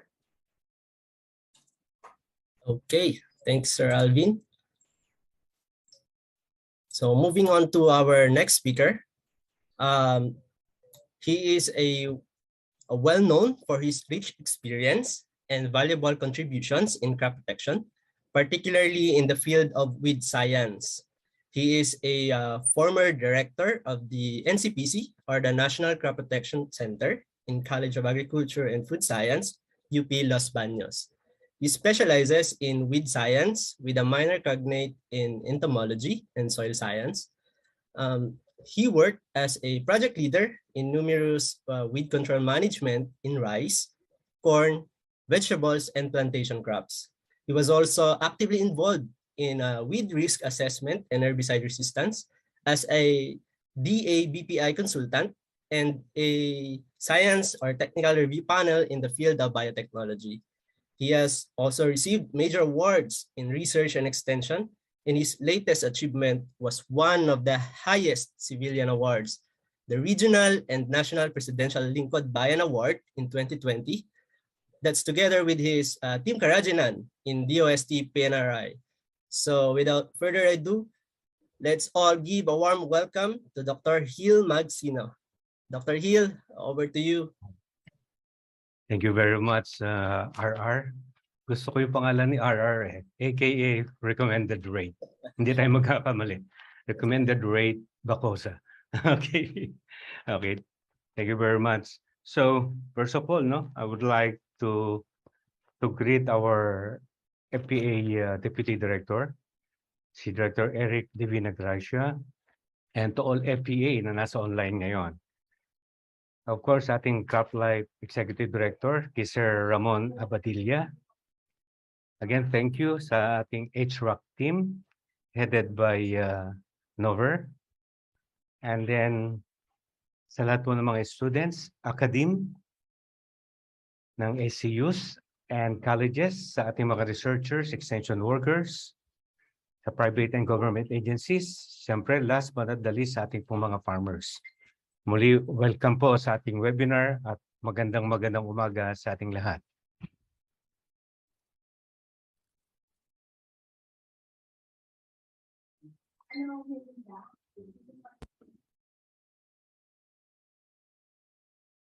Yan. Ito pong aking presentation ngayon. Ito po yung kapatid na nawawala ng presentation ni Doc Nina Dimano. By the way, first of all, congratulations, Doc Nina, for a very good and great presentation about lowland vegetables. So, ito naman po yung kapatid ng lowland vegetables. My topics about highland vegetable production, the weed control management, the status, concerns, and analysis. So we will deal with the status of vegetable production, the value of crop production, structure of the vegetable industry, the major production areas, specifically in highland vegetables, major weeds associated with highland vegetables, weeds 101 and herbicides 101. In-emphasize ko po ito para sa mga estudyante. Natutuwa po ako sa mga estudyante na nasa online. So we encourage our students to major in agriculture. Kasi po, pagka ang mga estudyante ay nasa agriculture, kayo po ang tunay na kabataan na pag-asa ng bayan. Kita naman po natin yung mga food crisis ngayon. So kulang na po tayo sa mga farmers. So we need an agricultural experts, at yan nasa kamay po ng ating mga kabataang estudyante. Herbicide registered in highland vegetables and the other methods of weed management. And of course, our recommendation based on analysis and concerns. We propose weed management and applications in highland vegetables. Okay, moving on. The status of vegetable production, the country's major but we have to start with the country's major agricultural crops. So first on the list is rice, followed by corn, then coconut, sugarcane, mango, banana, cassava, pineapple. At kita nyo po sa listahan, nasa hulihan po yung vegetables. So yung concerns natin dito, malalaman nyo po sa ating mga susunod na slides. Bakit ang vegetables po, although high value crops, pero nasa bandang hulihan po yung kanyang impact. Then with respect to the value of crop production in million pesos, okay, so makikita po natin, isa po ito sa mga reasons, yung value of crop production. Number one is fruits with 31%, followed by palay 30%, corn and coconut 10%. Look, ang vegetables, plantation, and other crops, ang vegetables 7% lang po yung value of crop production niya in million pesos. So talagang nasa bandang hulihan po yung ating vegetables in terms of crop production. Top vegetable primary producing countries. Again, bakit nasa hulihan tayo ang vegetables? Kung makikita niyo po, rank 20 ang Philippines instead of producing vegetables. Basahin ko na lang po yung kanyang percent share in the essence of time. So, ang Philippines po, meron lang siyang 0.6% share as a vegetable producing country. Ito po yung isang dahilan. Kung makita niyo po yung mga hectareage, ang dadami. Pero sa Philippines po, yan, 801,861 hectares lang po as ang nakafocus totally has sa vegetables. So, and the yield in metric tons per hectare, tayo po 8.7. 8.7 lang. Tingnan niyo po ang China, rank 1, China, 52.4 share. Okay? And yield, okay, metric tons per hectare is 23.5. Okay, 23.5. Compared sa atin, 8.7 sa Philippines. So, mukhang talagang we have to give more attention sa ating vegetable industry. So, India, USA, Turkey, Vietnam, Nigeria, Egypt, Mexico, Russia, and Spain, nasa top 10 sila. But then, hindi naman tayo ang talong-talo, 8.7 metric tons per hectare. Tingnan niyo po ang Nigeria, 3.8 lang po metric tons per hectare yung kanilang production. Pero meron po siyang 1.4% share, kaya sa number 7 siya. Ang Philippines po, still nasa last tayo with 0.6. Based on the structure of the vegetable industry in the Philippines, this is based on location of cultivation and climatic requirements. So meron po tayong two major categories. Yung nauna na, sa presentation po ni Dr. Nina, tinakil niya ang lowland vegetables or di pinakbet. So tinanungan niya na napakaraming tayo po, mahilig po tayo lahat sa pinakbet. Nag-iiwas po tayo sa karne, lalo kami mga senior na. So again, the ampalaya, tomato, squash, eggplant, okra, pole sitaw, yan po yung, and the rest, yan po yung mga pinakbet. Dito po tayo magfo-focus sa kapatid po na lowland vegetables, sa highland vegetables, or we call it chop suey. Kung yung pong lowland vegetable ay pinakbet, ang highland vegetable po, yan naman po yung chop suey. So cabbage, Chinese cabbage, carrot, snap beans or bagu beans, potato, cauliflower. So dito po tayo magko-concentrate sa mga high value, cabbage, Chinese cabbage, carrots, snap beans or bagu beans and potato. So yan po yung category 2. Diyan po tayo mag-emphasize this morning. At marami na po tayo natutunan sa first presenter natin kay Doc niya about lowland vegetables. So tingnan muna po natin sa dictionary ano pa yung definition ng highland para mas lalo natin ma-appreciate yung mga highland vegetables. Accordingly, highland is an elevated region or a plateau. A mountainous region are elevated part of a country, a high terrain area, mountain or hill. Land well above sea level, region higher than adjacent land and containing many hills or mountains. And ang highland po is having a good climate, region suitable for the production of highland vegetables, sabi nga.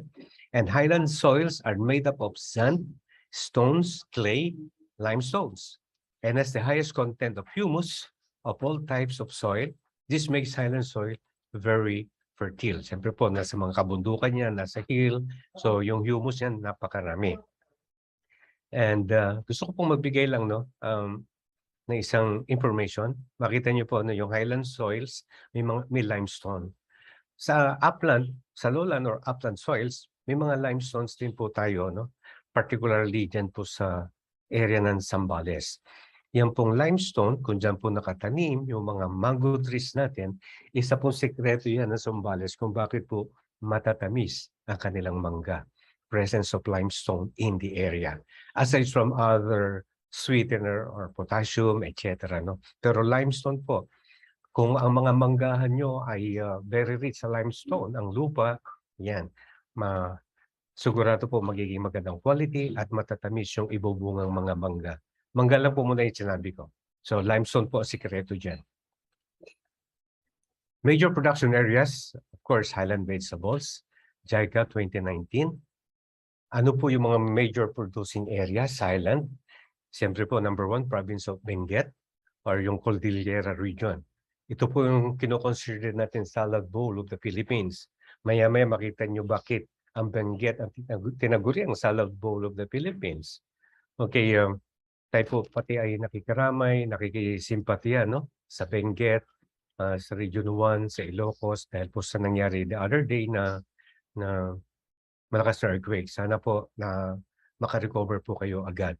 Nakita ko po sa online, meron po tayong mga participants pa rin, no? Still from Benguet na still nasa online at nais pong matuto dito po sa ating webinar. So, welcome po once again. So, Bukidnon on Region 10, Highlands of Dalaguete, Cebu, Canlaon in Negros, and Kitanlad. And of course, the Buddha of Davao City. Buddha is Bukidnon, Da is Davao. Yung mga high terrain sa Buddha, nandiyan po yung mga vegetable areas. Now, let's look to the percent contribution of selected highland vegetable crops to the total volume produced. According to the PSA, in year 2020, ito po yan. So, cabbage, carrots, snap beans, Chinese cabbage, and potato. Yung sa mga highland vegetables, tingnan po natin yung contribution nila in metric tons. Yung percent share na lang po yung sasabihin ko. So, ang number 1 po, again, cabbage is 4.39% share. Okay, followed by potato, 3.84. Then carrots with 2.15. Snap beans, 0.45, and 1.74 for Chinese cabbage. Ito po yung kanilang percent contribution sa selected highland vegetable crops. Now, what are the top 5 provinces with the highest volume of cabbage production? Specific po ito sa cabbage. Sino-sino po yung mga location na nagpuproduce ng maraming cabbage? Okay. Number 1 is Benguet. Kaya nga po sabi ko sa inyo, tinaguri siyang salad bowl of the Philippines. Ang Benguet po, number 1. With percent contributions to the national program of 67%. Mountain Province, 11%. Bukidnon with 5. Cebu is 4. Davao del Sur is 3 with only 3.3 thousand metric tons. Yan. Again, Benguet is number 1 with 67% national contribution. Pagdating po sa carrot, yan, Benguet number 1 pa rin po siya with 84% national percent contribution sa national program. Okay, with 53.4 thousand metric tons volume of production. Mountain Province with 5. Okay. Negros Oriental with 2. Davao del Sur and Bukidnon 2%. So makita niyo po 84 pagdating sa carrots, no? Benguet 84%. Sa snap beans po or Baguio beans, Benguet number 1, kaya salad bowl po siya, 22% contribution. Nueva Vizcaya 15, Cebu 8, Ifugao with 7, Mountain Province with 3% contribution. Kaya halos lahat po sa Benguet natin talaga nakikita at yan po nanggagaling yung mga ibinebenta po sa Divisoria and the rest of the outlets. Now, patatas. Sa patatas po or potato, Benguet, 75% contribution nanggagaling po sa Benguet. Davao del Sur is 10%, Mountain Province is 8%, Bukidnon is 6%, and less than 1, Nueva Vizcaya. Ito po yung volume production in metric tons. Chinese cabbage. Tingnan naman po natin ang Chinese cabbage. Again, on top, Benguet with 81%. Cebu with 6, Mountain Province with 5, Bukidnon with 4, Davao del Sur with 1. Kaya po talaga napakalaki na suporta na dapat may bigay po natin sa mga farmers sa Benguet dahil majority po ng ating mga subsoy nanggagaling po sa Cordillera. Now, move on tayo. Ano po yung mga major weeds associated sa atin pong highland vegetables? Pero magbigay lang po muna tayo ng simple weeds 101. I have said para po sa estudyante. Medyo magaan naman po yung language or wordings na ginawa po natin dito para po sa estudyante. So, Bagamat nabanggit na po ito ni Doc Ninya kanina, ang isang paulit-ulit na information, mas maganda po ito para yung memory recall, no? At emphasis on ideas, nakafocus tayo. So weeds are persistent problems in agriculture, increased production cost, but reducing crop yields.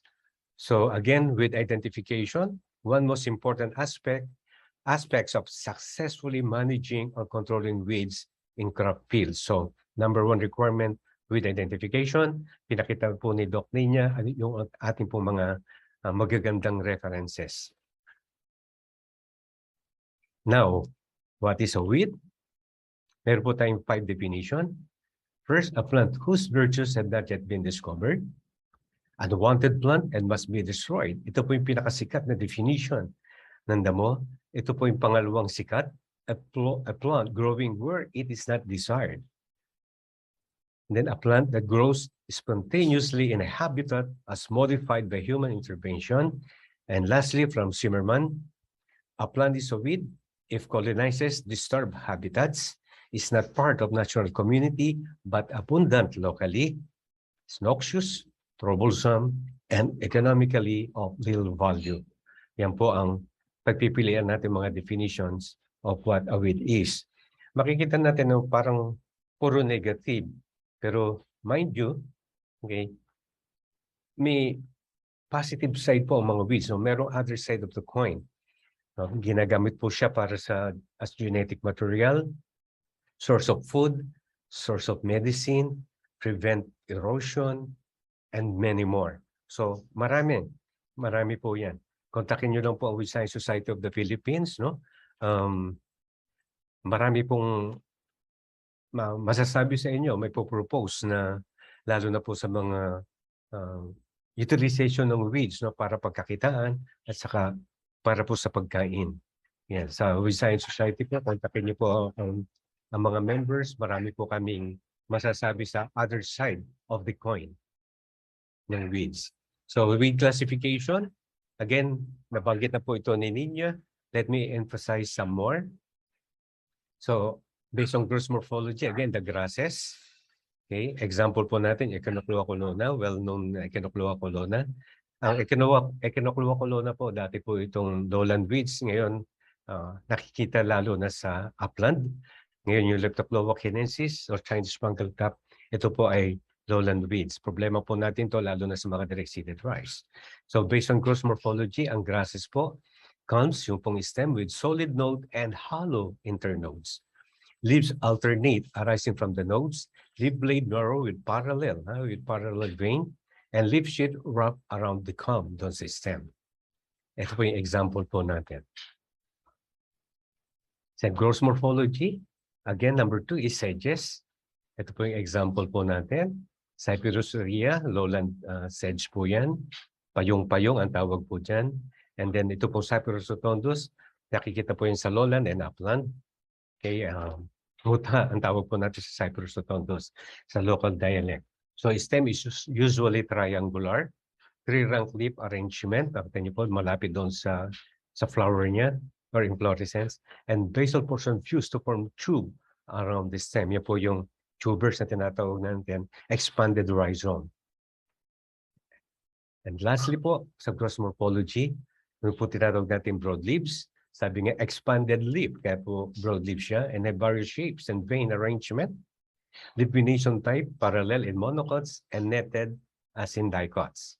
So ito po yung diferensya ng monocots sa dicot. Ang monocot, 1 cotyledon, and dicot, 2 cotyledon. Sa mga estudyante, no, para malaman nyo po, pag nag-germinate ang isang seed, pag single leaf lang yung makita nyo, yung single leaf lang yung nakita nyo sa above ground, that belongs to monocot family. And then, pag nakita nyo, 2 dahon agad yung lumabas doon sa lupa, pag nag-germinate, that's dicot, 2 cotyledon. Yan. So generally, ang grasses and sedges are monocots, and broadleaves are dicots. Pero may mga broadleaves po na may exception to the rule na merong monocotyledonous character. So, ang monocot, parallel venation, netted leaf venation pagdating po sa dahon. Yung netted leaf, ibig sabihin po parang net, no? Parang mosquito net. Yung pong venation niya, yung parang ugat-ugat doon sa ibabaw ng dahon, yung mga markings. Pero ang monocot po, parallel lang pahaba yung makikita natin sa dahon. Floral parts in groups of 3, while floral parts in groups of 4 to 5 pagdating po sa dicot. Spinoclea ceylanica, yan po yung broadleaves na may monocotyledonous character. And Ludwigia octobulbis, yan naman po yung talagang purely dicot. Okay, ang Ludwigia, ang tawag po dyan sa local dialect ay kahoy-kahoy, while Spinoclea ceylanica is dilang butiki. Kaya po sinasabi yung mga local name para, alam nyo naman, ang mga estudyante, mas sanay sila sa mga local name. But then, as you go along with your course, papunta kayo sa pag-identify ng weeds through scientific name. Pag kayo po ay nag-major sa crop protection, specializes in weed science, yan po. Or agronomy specializes in weed science. So we encourage our students to enroll in agriculture, mag-specialize po kayo sa weed science. Marami pong opportunities na nakahanda para sa inyo. Okay. Another weed classification based on habitat, meron po tayong lowland.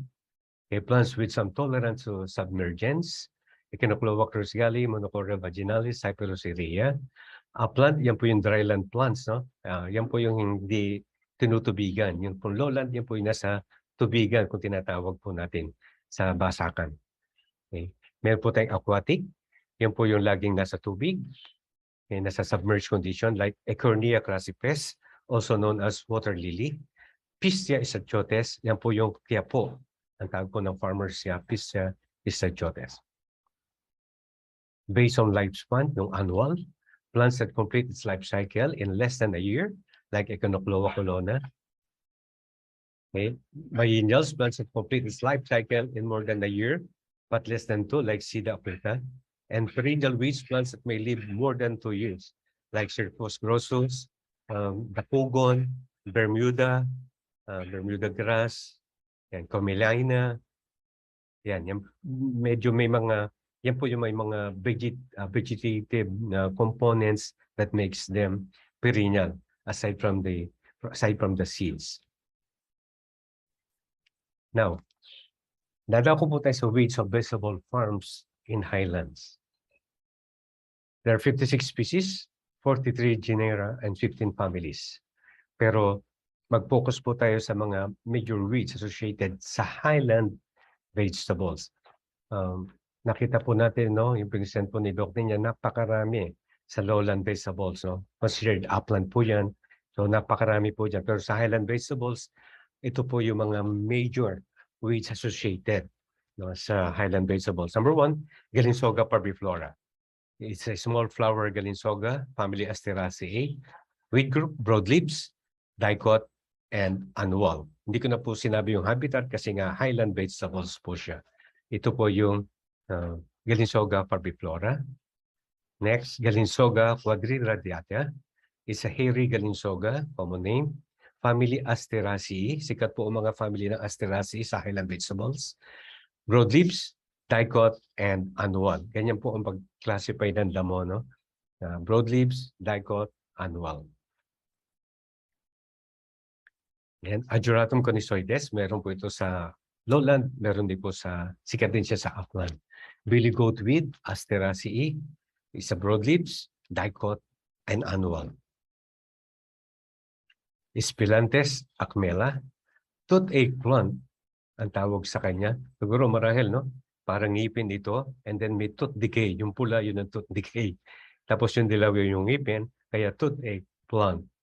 Kaya ngipin na parang may tooth decay doon sa taas. Okay. And then sa broadleaves, sa dicot, and annual. Crassosepalum crepidiotes is a thick-head fireweed. Kita niyo po, ang ganda ng bulaklak niya. It's a fireweed, ang sabi, or thick-head. Asteraceae again. It's a broadleaves, it's a dicot, and annual. Comelina bengalensis, dayflower, Commelinaceae, broadleaves, dicot, perennial. Ito po yung isa sa mga perennial weed associated sa highland vegetables. Halos lang discuss natin kanina ay mga annual weeds. Portulaca oderaceae, common purslane, Portulacaceae, is a broadleaf, it's a dicot, and again, annual. Oxalis corymbosa, kita nyo, ang ganda ng kanyang bulaklak. Pink shamrock or slipper weed. Siguro pag nakita nyo yung ganda ng bulaklak, haantukin kayo, kaya slipper weed. Family Oxylaceae is a broadleaves, dicot, and another perennial weed. Bidens pilosa, blackjack, or beggar ticks, Asteraceae, broadleaves, dicot, and annual weed. Okay.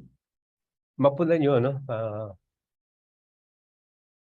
Pagdating sa lowland weeds or lowland vegetables sa pinakbet, napakarami, no? May grasses, may broadleaves, and sedges. Hindi nyo na po na sa highland vegetables, okay, mostly broadleaf weeds. Okay, mostly broadleaf weeds. Siyempre, by nature, okay, yung mga broadleaf weeds, generally associated yan sa mga broadleaf crops like highland vegetables. Yan yung isa sa mga reasons. So wala tayong sedges, wala tayong grasses na pinakita, and base sa mga literatures natin, puro broadleaves po yung nasa highland vegetables. And majority mga family Asteraceae. Now, let's go to Herbicide 101. Nag-emphasize po ako sa first students para po ma-appreciate nyo, pinagaan naman po natin ang ating mga wordings dito. So types of herbicide, every vegetable grower should know.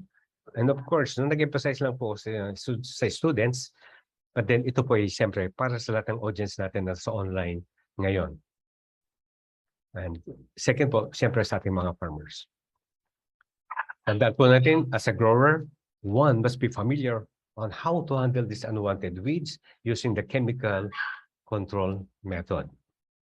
Irrespective of the type of herbicide you are using, the first thing to do before you can apply an herbicide is to check the label for the direction of use.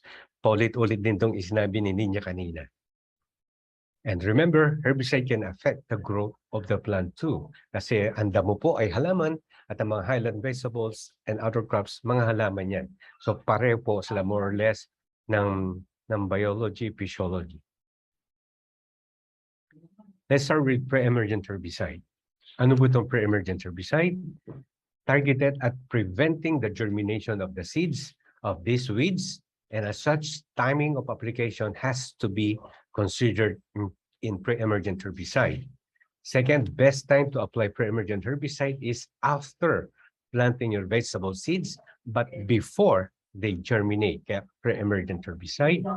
And the pre-emergent herbicide usually has a long-term effect on weed control since they act on the seeds of weeds. Remember that. And pendimethalin is one example of a common pre-emergent herbicide. Punta po tayo sa kabaliktaran ng pre-emergent herbicide. This is post-emergent herbicide. Ano po ang sinasabi rito? Application of post-emergent herbicide means that you are destroying the vegetative parts of the weeds and not necessarily their seeds. Post-emergent herbicide will kill the leaves of the weeds without causing any harm to the seeds that are still in the soil. A commonly used example of post-emergent herbicide is glyphosate. Ang glyphosate po, marami po siyang pwedeng gawing example, no? Ang glyphosate. Now, contact herbicide. Ano pong characteristic ng contact herbicide? Contact herbicide means that the chemical works by getting in touch with the leaves of the weeds that you want to destroy. Tandaan niyo po yun. And to get better results, when applying contact herbicide, you must ensure that the herbicide wholly covers the weeds to be controlled. Kasi contact, kaya dapat maganda ang kanya pong leaf coverage. Contact herbicides are fast in their mode of action. Within 24 hours, you will notice the burns on the weeds. The only downside to contact herbicide is that it doesn't give a lasting effect and neither it affects the root of the weeds. Popular example of contact herbicide is paraquat. Ano naman po yung systemic? Ito naman po yung kabaligtaran ng contact, systemic herbicide. They are also called translocated herbicide. Acts on the tissues, which are xylem and phloem, of the weeds to the transport mechanism within the plants.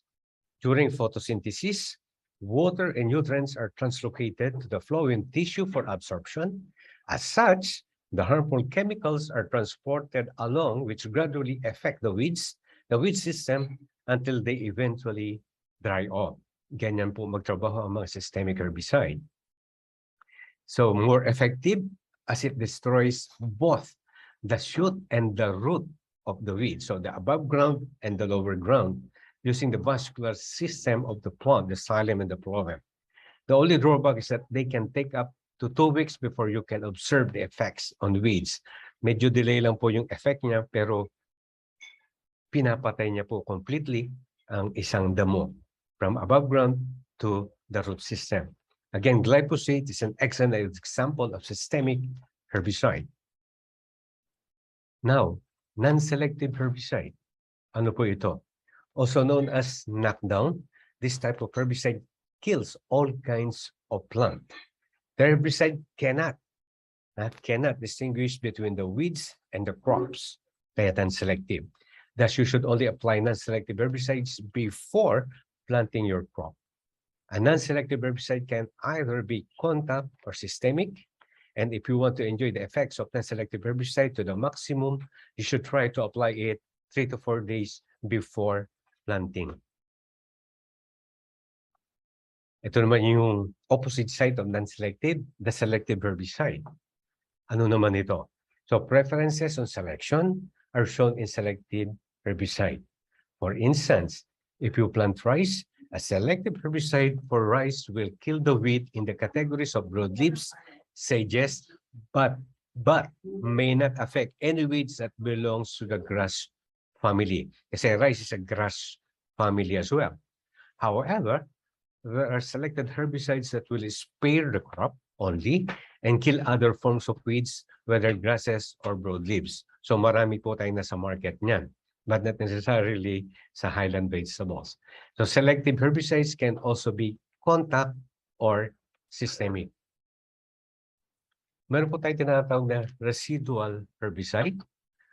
With increasing resistance shown by weed, residual herbicides can bring about long-time effectiveness, especially when they possess many modes of action. Yan po yung lagi sinasabi natin, to delay or prevent with resistance to herbicide.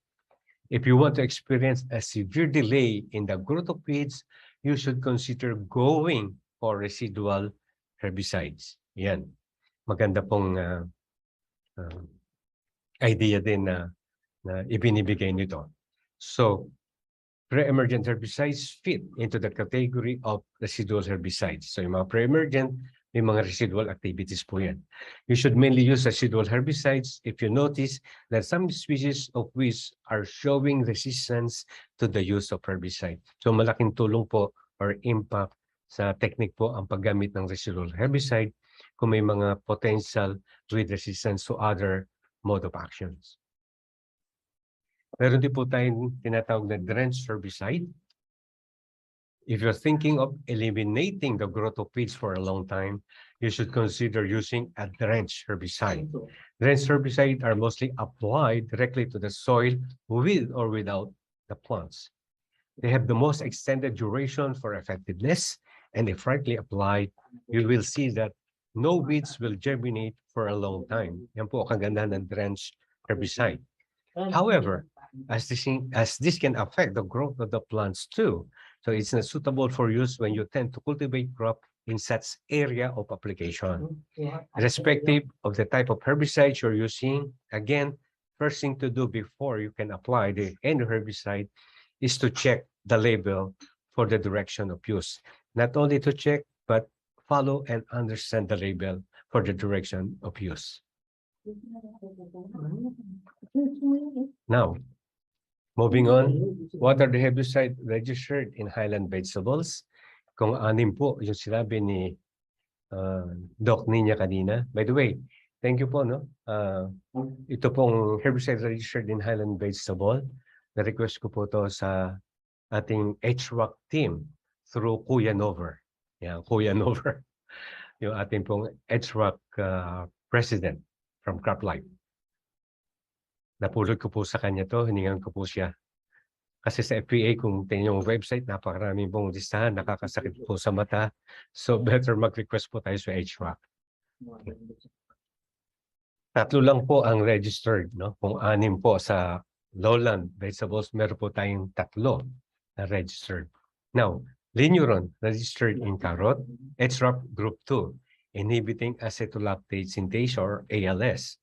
It is selective, with systemic, with contact, and residual action. Okay, take note po, registered in carrot. Inhibits photosynthesis or photosystem 2, control annual and perennial broadleaf and grass weeds. It is used as pre- and post-emergent herbicide. And ito po ay belong to the family class of substituted ureas, with phenylureas being the most important. Okay, Linuron, carrot. Base po sa ating IRR sa FPA, ang registration po kasi per crop basis. Ang pangalawa po yung Prometrine, again registered in carrot. So dalawa po ang ating herbicide registered sa carrot. So ang ibig pong sabihin, kaya ni-emphasize ko to, again, ang registration po ay herbicide and crop. Kaya ang Linuron, ang Prometrine, sa carrot nyo lang po pwedeng magamit. Hindi po siya registered sa cabbage, sa potato, snap beans, and the rest of the highland crops. Sa carrot lang po siya. HROC group 4, inhibitors of photosynthesis, selective herbicide which control annual grasses and broadleaf weeds, pre- and post-emergent herbicide, belongs to the chemical class of sulfur substituted triazine. And lastly, oxadiazone, registered in cabbage and other crucifers. HROC group 14 controls weeds by inhibiting the essential plant growth enzyme. Pinaiksi ko na lang po, Protox, napakahaba po nun. Okay, Protox. Selective pre-emergent for the control of annual grasses and broadleaf weeds. Now, ito po yung concerns natin, no? Talaga pong very limited po ang yung registered herbicide natin. Kung limited po sa lowland vegetables, very much limited po sa highland vegetables. Kung matatanong nyo, syempre, sabi ko nga sa inyo, in terms of value in crop production, kulelat po yung vegetables. Pangalawa, dahil po sa maliit yung, kahit high value po siya, maliit po yung area being used for vegetables. Siyempre, ang isang considerations po dito yung marketing value. Hindi po natin masisisi yung companies, but then talaga pong ganyan. So at least meron po tayong mapagtsatsagaan at tatlong registered, no, na sa highland crops.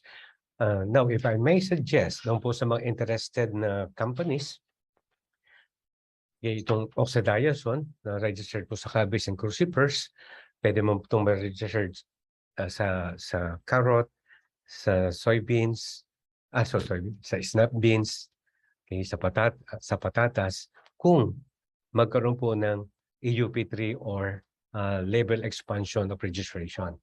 Tingnan natin, itry nyo. Ang kailangan lang naman dito is bioefficacy and yung SPRT kung kinakailangan, yung residue. Kasi kung hindi po tayo mag-label expansion sa current registered, no? Sa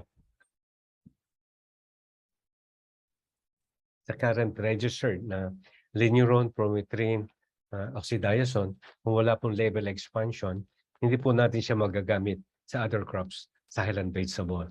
Again, very strict po ang FPA dito. Should be herbicide and crop registration, at kung ano man yung mga associated weeds, yan po yung mapapalagay sa label. So sana magkaroon po ng mga label expansion sa tatlong ito. And before I forget, no, ang alam ko, no, during mga late 80s to early 90s, kami po ni Dr. Pallier, kami po ay nag-trial sa Bugyas, sa Mountain Province, sa Bugyas, isa sa pinakamataas na area sa Benguet. So, ang pagkakaalala ko, ang trabaho po namin doon is yung bioefficacy po ng metribuzin sa patatas. Nakita ko po sa presentation ni Nina kanina, meron po metribuzin sa patatas. No? Hindi ko alam kung lowland patatas yon, pero nagtataka po ako, wala po siya, ang metribuzin, wala po siya sa, hindi ko po napansin, no? Sa FPA. Hindi ko po napansin sa listahan sa FPA, yung metribuzin registered in potato. And alam po ninyo, sayang, kasi po kami ni Dr. Pallier, during that time, naka-receive po kami ng Best Paper Award sa Scientific Section of Weed Science because of this work. Metribuzin controlling highland winds in potato. So hindi po natin alam ang dahilan kung bakit nawala po o na-stop marahil yung registration. Pero again, we encourage the companies, sana po pag-level expansion man lang tayo para po marami kahit pa paano, no, iba't ibang MOA ay magamit sa highland vegetables. So yan po mga concerns natin. Dito po sikat, no, sa highland vegetables, ito pong other methods of weed control. Dito po sikat kasi po nung nasa Bugyas kami, ito po ang mga ginagamit, no, physical or mechanical control. Ito po yan. So, dapat natin tandaan kung mag-physical control tayo, mature weeds remove large quantities of moisture and nutrients from the soil. And removing the weeds when they are young is important. So, kailangan po kung physical or mechanical at saka po itong mga highland vegetable, malaman nyo mamaya bakit early weed control is very important. Hand pulling works for small gardens and raised beds, but hoeing or hoe is a critical for larger gardens. Cut off weeds just below the soil surface with a sharp hoe, but hoeing must be shallow because most of vegetable roots are near the soil surface and can be easily damaged. So nakita po namin, no, kasi nakita namin marami po noong panahon na marami pong family labor. So paborito nila yung hand pulling, selective hand pulling, and hoeing or hoeing in general. Okay, kaya po na-encourage po yung isang company na mag-register po ng herbicide sa patatas during that time. Okay, ito po sinasabi ko, early season weed control will greatly reduce the time required for hand weeding later in the growing season. And once vegetable ponds are established, they will shade the soil if closely spaced together, and this shading of the soil will suppress weed growth. Ito po yung kalimitan ginagamit sa highland vegetable to mga physical control na ito. So, let's analyze yung ating recommendation. Our proposed weed management for better yields and prevent development of herbicide resistance in highland vegetable. Ito po yung analysis 1 natin. Ito po yung first and foremost in terms of weed control management. Huwag niyong kalilimutan ito. Kaya lagi kong ini-emphasize ito. First, determine the critical period of competition or CPC of concerned highland vegetables. Ito po yan. Okay. Cabbage or Chinese cabbage, maturity 60 DAP. Yung critical period competition or CPC, which is 30%, LC, hindi po letter of credit, kundi life cycle yan. So sa cabbage, 60 DAP, and CPC niya is 0 to 18 days. Carrot, 90 DAP, 0 to 27. Potato, 120 DAP, 0 to 36 days. Snap bean is 50 DAP, 0 to 15 days. Ito yung sinasabi natin why early weed control is essential pagdating po sa mga highland vegetables. Makita nyo, napaka-iksi ng life cycle for maturity. 18 days, 0 to 18, 27, 36, 0 to 15, lalo na yung snap bean. Kaya importante po yung early weed control. So, ito po yung sinasabi natin sa analysis 2, apply the combination of weed management approaches. Okay. Now, nag-color coding po tayo dito. Cabbage, carrot, potato, snap bean, and corresponding critical period competition or CPC. Yung blue, okay, yung blue po, before 0, before planting or land preparation. Okay. Before planting or before land prep, yan po yung kulay blue. Tandaan niyo po yung color coding natin mamaya kasi sa next slide, bibigyan ko po ng meaning yung blue. And then yung red, bakit po red? Ibig sabihin, weed competition is not allowed during the critical period of competition. 0 to 18, 0 to 27, 0 to 36, and 0 to 15 respectively dito sa ating highland vegetables.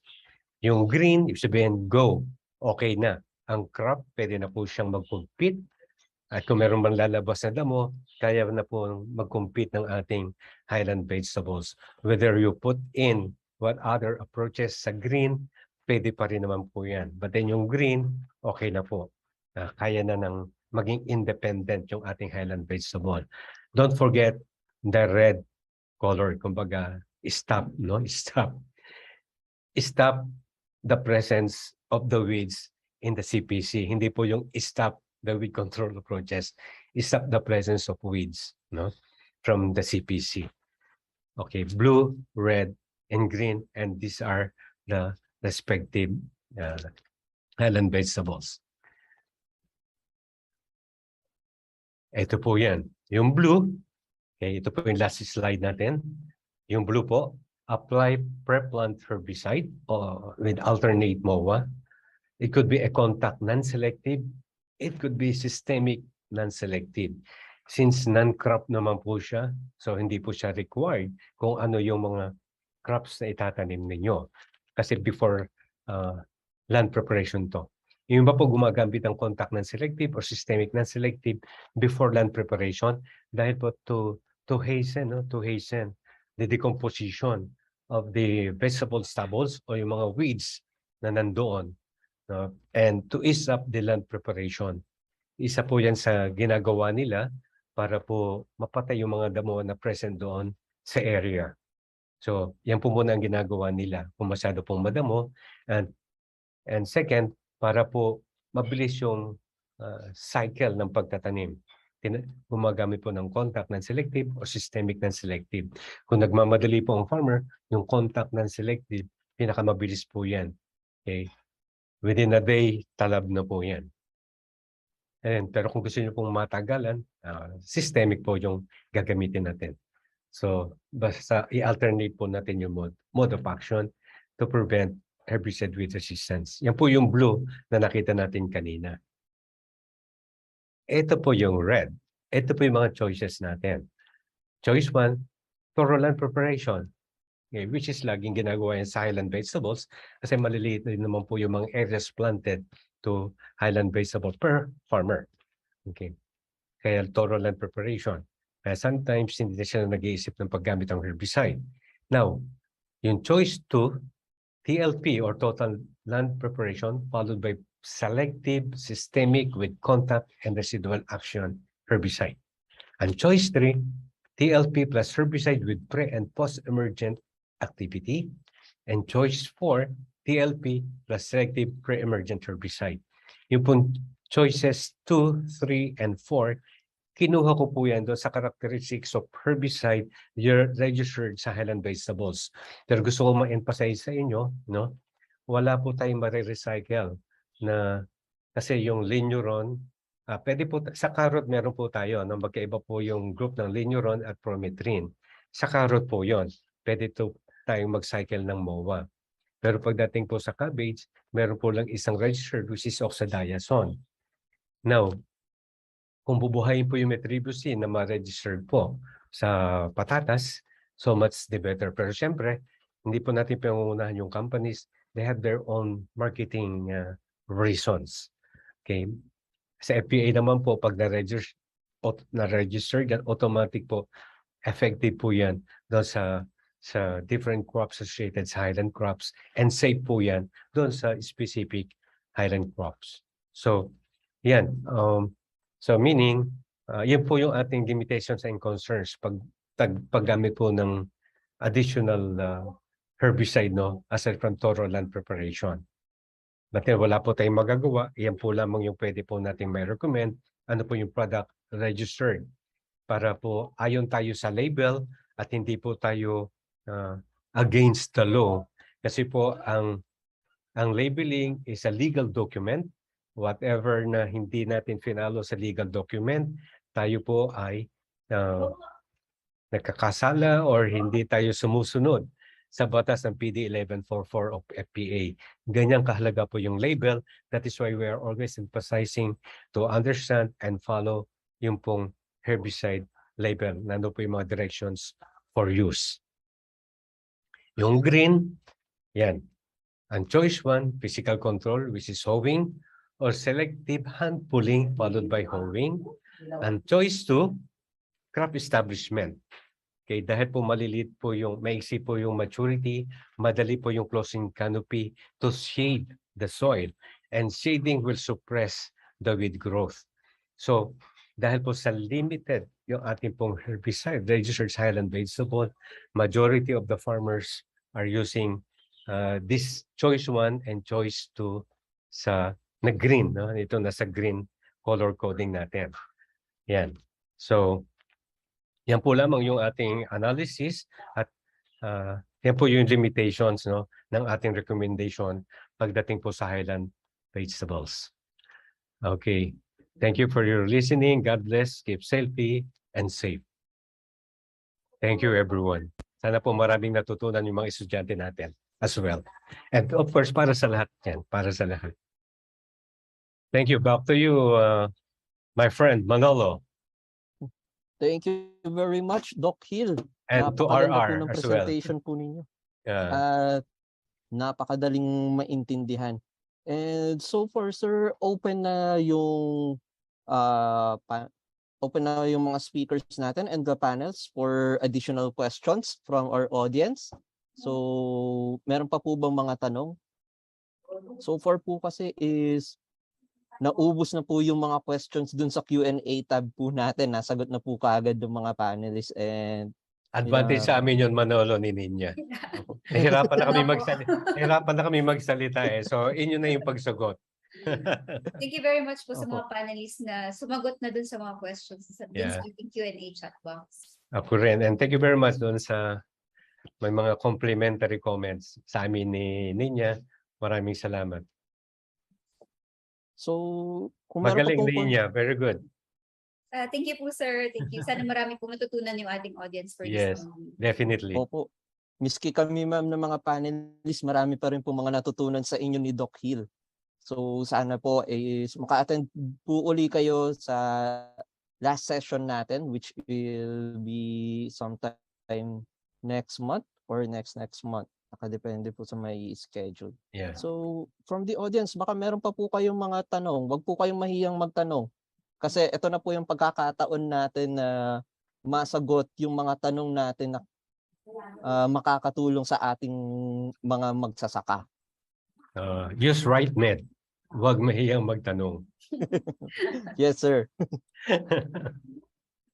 And since mukhang wala na po talaga, baka nahihiya lang.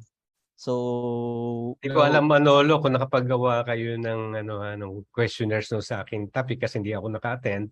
At least si Ninya may pampagana siya sa umpisa, may mga trivia siya. So, ako walang prepare na trivia. Ang alam ko naman gumagawa kayo, no? Headed by Janina. Alam ko kayo na yung gumagawa ng para magka-trivia doon sa aking presentation. Mukhang hindi rin po kami nakapag-prepare ngayon, sir. Baka next time na lang po. The salad bowl of the Philippines. Isa yan. Okay. Meron baka pwede mong gamitin yun. Salad bowl of the Philippines. Ayun, sir, meron na tayong tanong. Ano po ang reaction nyo sa drone for herbicides? Galing kay Sir Joel Rosario.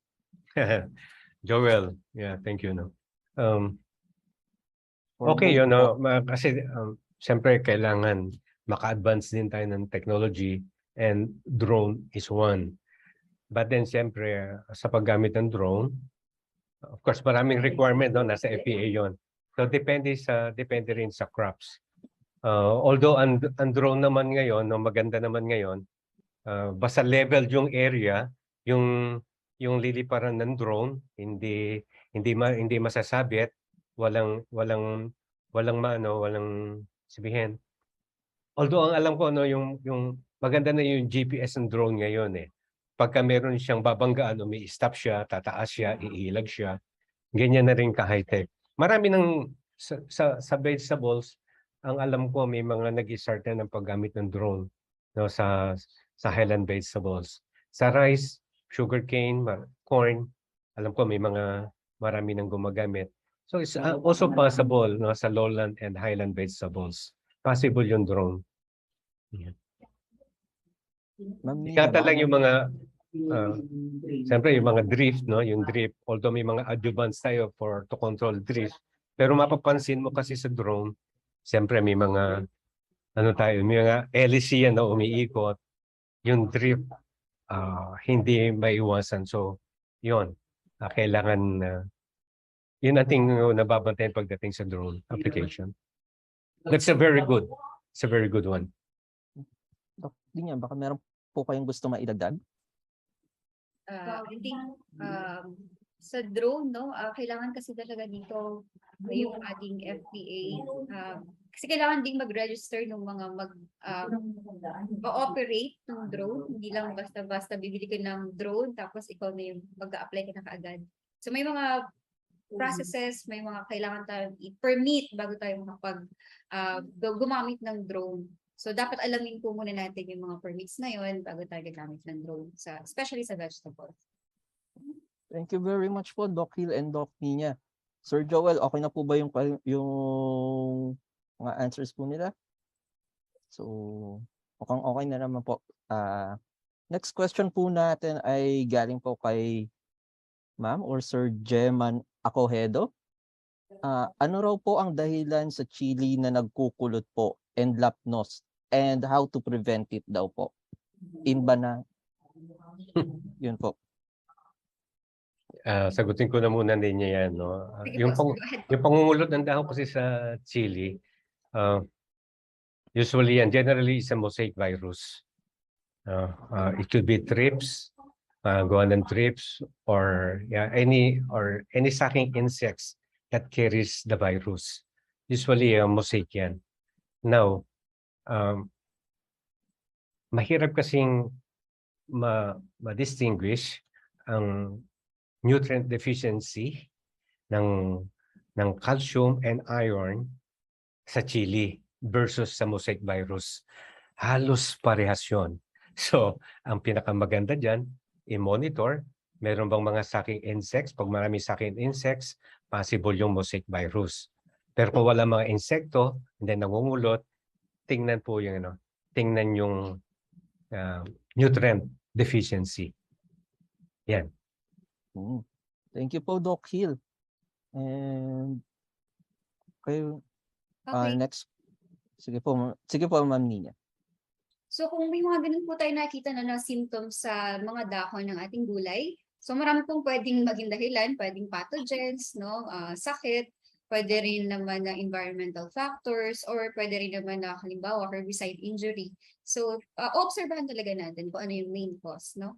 May mga, or pwede rin naman mga halimbawa may mga insekto pala. So titignan natin mabuti ano yung pinaka-root cause ng problem. Okay po. Thank you, Ma'am Nina. And thank you, Doc Hill. And next question po natin is galing naman kay Ma'am Leslie Anasco. Regarding po ba sa mulching, hindi po ba mainit sa seedlings yun?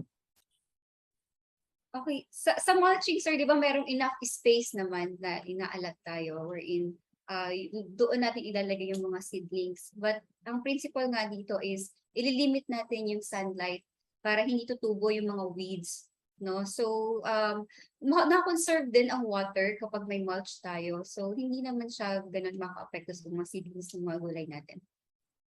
Karagdagan, ang mulching kasi usually ginagamit natin dalawang klase, no? Pwede namang yung green manure, no? Yung mga centrosema, etc.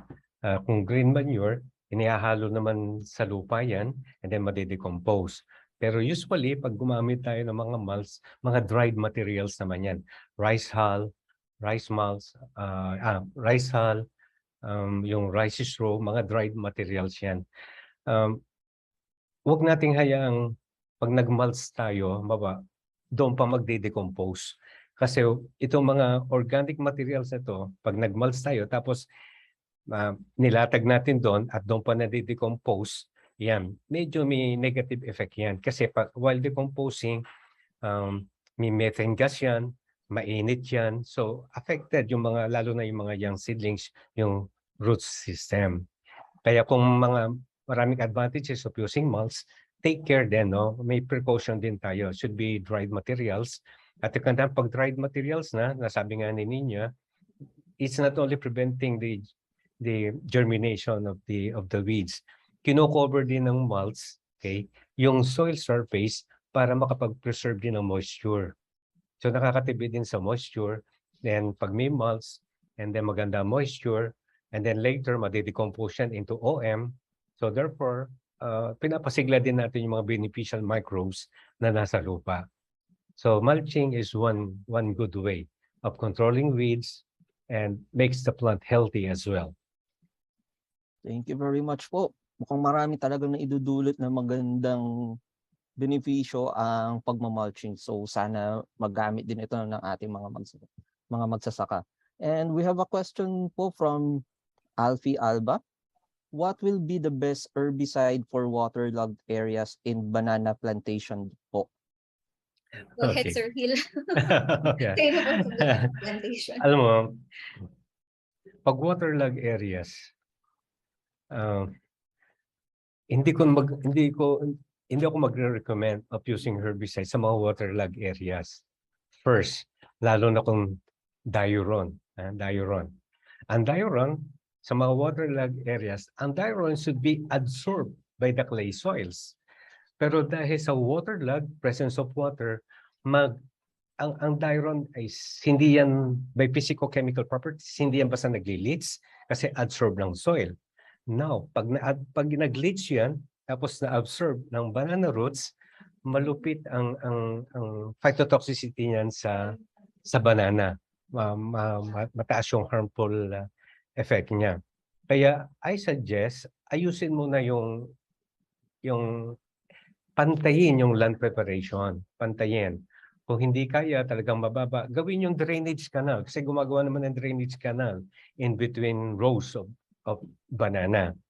So, number one rule kasi sa herbicide application is a thorough land preparation. When we say thorough, maganda yung pagkaka-prepare ng lupa at pantay as much as possible.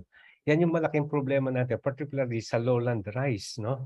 And even sa mga upland like corn. Pag hindi pantay, particularly sa lowland rice, pag hindi pantay, pag gumamit ka ng herbicide, yung nakobera ng herbicide na pantay ang lupa with good water management, ang ganda ng weed control. Pero yung mataas na lupa, kita nyo, doon ang maraming nagre-recover or nagge-germinate agad ng mga damo, particularly sages and grasses. So, ang suggestion ko, marami naman, no, doon sa aking banana seminar, may mga recommended herbicide tayo na registered sa banana. So, pwede naman pagpilian yon. Basahin nyo na lang doon sa label. But then I suggest, huwag kayong mag-i-spray sa mga areas na nagwa-waterlog. It's more of the harmful effect ng herbicide rather than the benefits. Yeah. Thank you very much, Doc Hill. Napaka-comprehensive yung inyong answer dun sa question ni Alfie Alba. May follow-up question daw po si Sir Joel Rosario. Meron po bang factor ang herbicide formulation for drone use? Well, I think so. Sa ngayon, no, hindi pa masyadong nabibigyan ng attention, but we must go to that direction. Kasi nabanggit ko nga kanina, no, ang herbicide formulation, dapat may mga inert component or adjuvants na magkocontrol ng drift. Kasi nga, pag drone, siyempre mataas yan, may hangin, tapos yung nozzle use, yung pressure use, no, dapat makontrol natin yung drift. Makakasama yan sa formulation. May mga drift control formulation adjuvants tayo. So,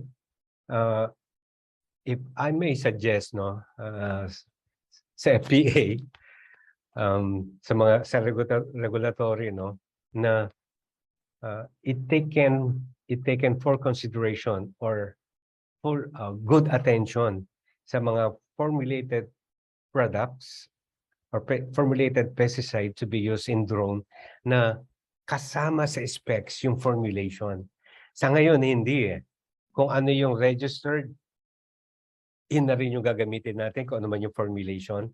Nag-iingat na lang tayo. Pero sa mga experience ko using drone, napapailing ako pag nakikita ko yung drift. Kasi pag may drift, hindi pumupunta doon sa target weeds eh. Nasa baba yung target weeds. Pero drift, so yung mga non-target organisms or non-target plants ang naapektuhan.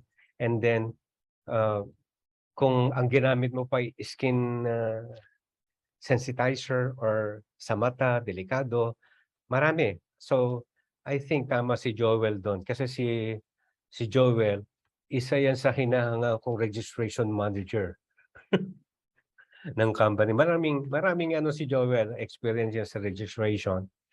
But I agree with Joel. No?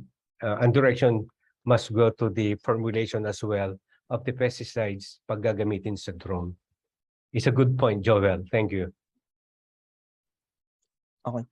Next question po, sir, is from Mr. Narciso Sales Jr. of Visayas State University. How long will it take daw po to detect and conclude na may herbicide resistance occurring na sa field? Yeah, Ninya, ikaw na muna sumagot. sige, sir. So, yung pag-detect natin ng resistance sa field, no, ma-observe natin may change in weed population. Meron tayong mga ibang species na nakikita na nakaka-survive talaga after herbicide application. So, for weed species na makadevelop ng herbicide resistance, merong iba as early as 3 years after applying similar mode of action, may resistance na kaagad na report. Meron naman after 10 years or after 20 years. So it depends on the weed species, no? It depends on yung rare resistance genes, kung mataas yung rate or makita ko agad or select agad dun sa weed population. And basically, to say na may herbicide resistance, should be 15 to 30%, no, nung population ay nagsusurvive sa field. And then we have to confirm that by performing those response assay. No, i-compare natin yung response ng susceptible and resistant population sa different doses ng herbicide na suspected natin na may resistance. So, it depends nga, maraming factors tayo consider to say kung gaano kabilis or katagal mag-develop yung herbicide resistance. Any follow-up po, Sir Hill? Thank you po. Ang follow-up ko lang dyan, balikan niyo po yung lecture ni Doc Ninya on how to recognize weed resistance sa field. Yun na. Arigdagan lang yan. Thank you, Doc Hill. And next question po is from Sir Randolph Vincent Regner. Is it possible that herbicide use would create a nutrient lockdown to the main crops? Nutrient lockdown, paggamit ng herbicide. Ano kaya ang ibig sabihin niya ng nutrient lockdown? Okay. Ang nakikita ko lang, no, side by side, ang nakikita ko lang, ang nutrient lockdown, kung, for example, pre-emergent herbicide, pagka yung pre-emergent herbicide, lalo na yung pre-emergent, siyempre yan yung mga cell division inhibitors. No? So, pag naapektuhan, kung yung selectivity ay nawala dahil sa high dose or mali yung placement ng herbicide o mali ang timing, pag pre-emergent herbicide, okay, maaaring yung crop maapektuhan yung root system. Okay, hindi makadevelop masyado ng root system due to the side effect ng paggamit ng pre-emergent herbicide. Siyempre, kung hindi maganda yung development and formation ng mga root hairs, may hirapan siyang mag-absorb ng mga nutrients present in the soil. Yun yung isang nakikita kong pwedeng lockdown o totally hindi makapag-absorb ng nutrients. Pagdating naman sa mga post-emergent herbicides, siyempre, kung may burning, leaf burning, siyempre, pag leaf burning, ang number one rule sa photosynthesis the leaf should be green and healthy. So, kung namumula, nag-brown, natuyo, siyempre, walang photosynthesis na ma-activate, may lockdown ng nutrient absorption pagdating sa foliage absorption ng mga fertilizers. Yun yung aking mga nakikita. Okay po. Doc Nina? Okay. Yun. So, but possible, I agree with Dr. Hill, possible na magkaroon ng nutrient lockdown or hindi maka-absorb ng tama ng nutrients yung crops natin, mga vegetables, kung merong injury or herbicide injury, especially dun sa root system and dun sa kanyang foliage. Ayun. So may answer din, I think, sa chat box yung ating ibang panelists about this question. Okay. Opo. So, meron din po tayong question dun sa chat box from Blanca Joyce Ventanilla. Andres. Hi Doc Hill and Doc Nina. Mas mataas po ba ang residue or MRL ng herbicides for vegetables compared sa herbicides for rice? Hi, Iha. Good noon na. Okay.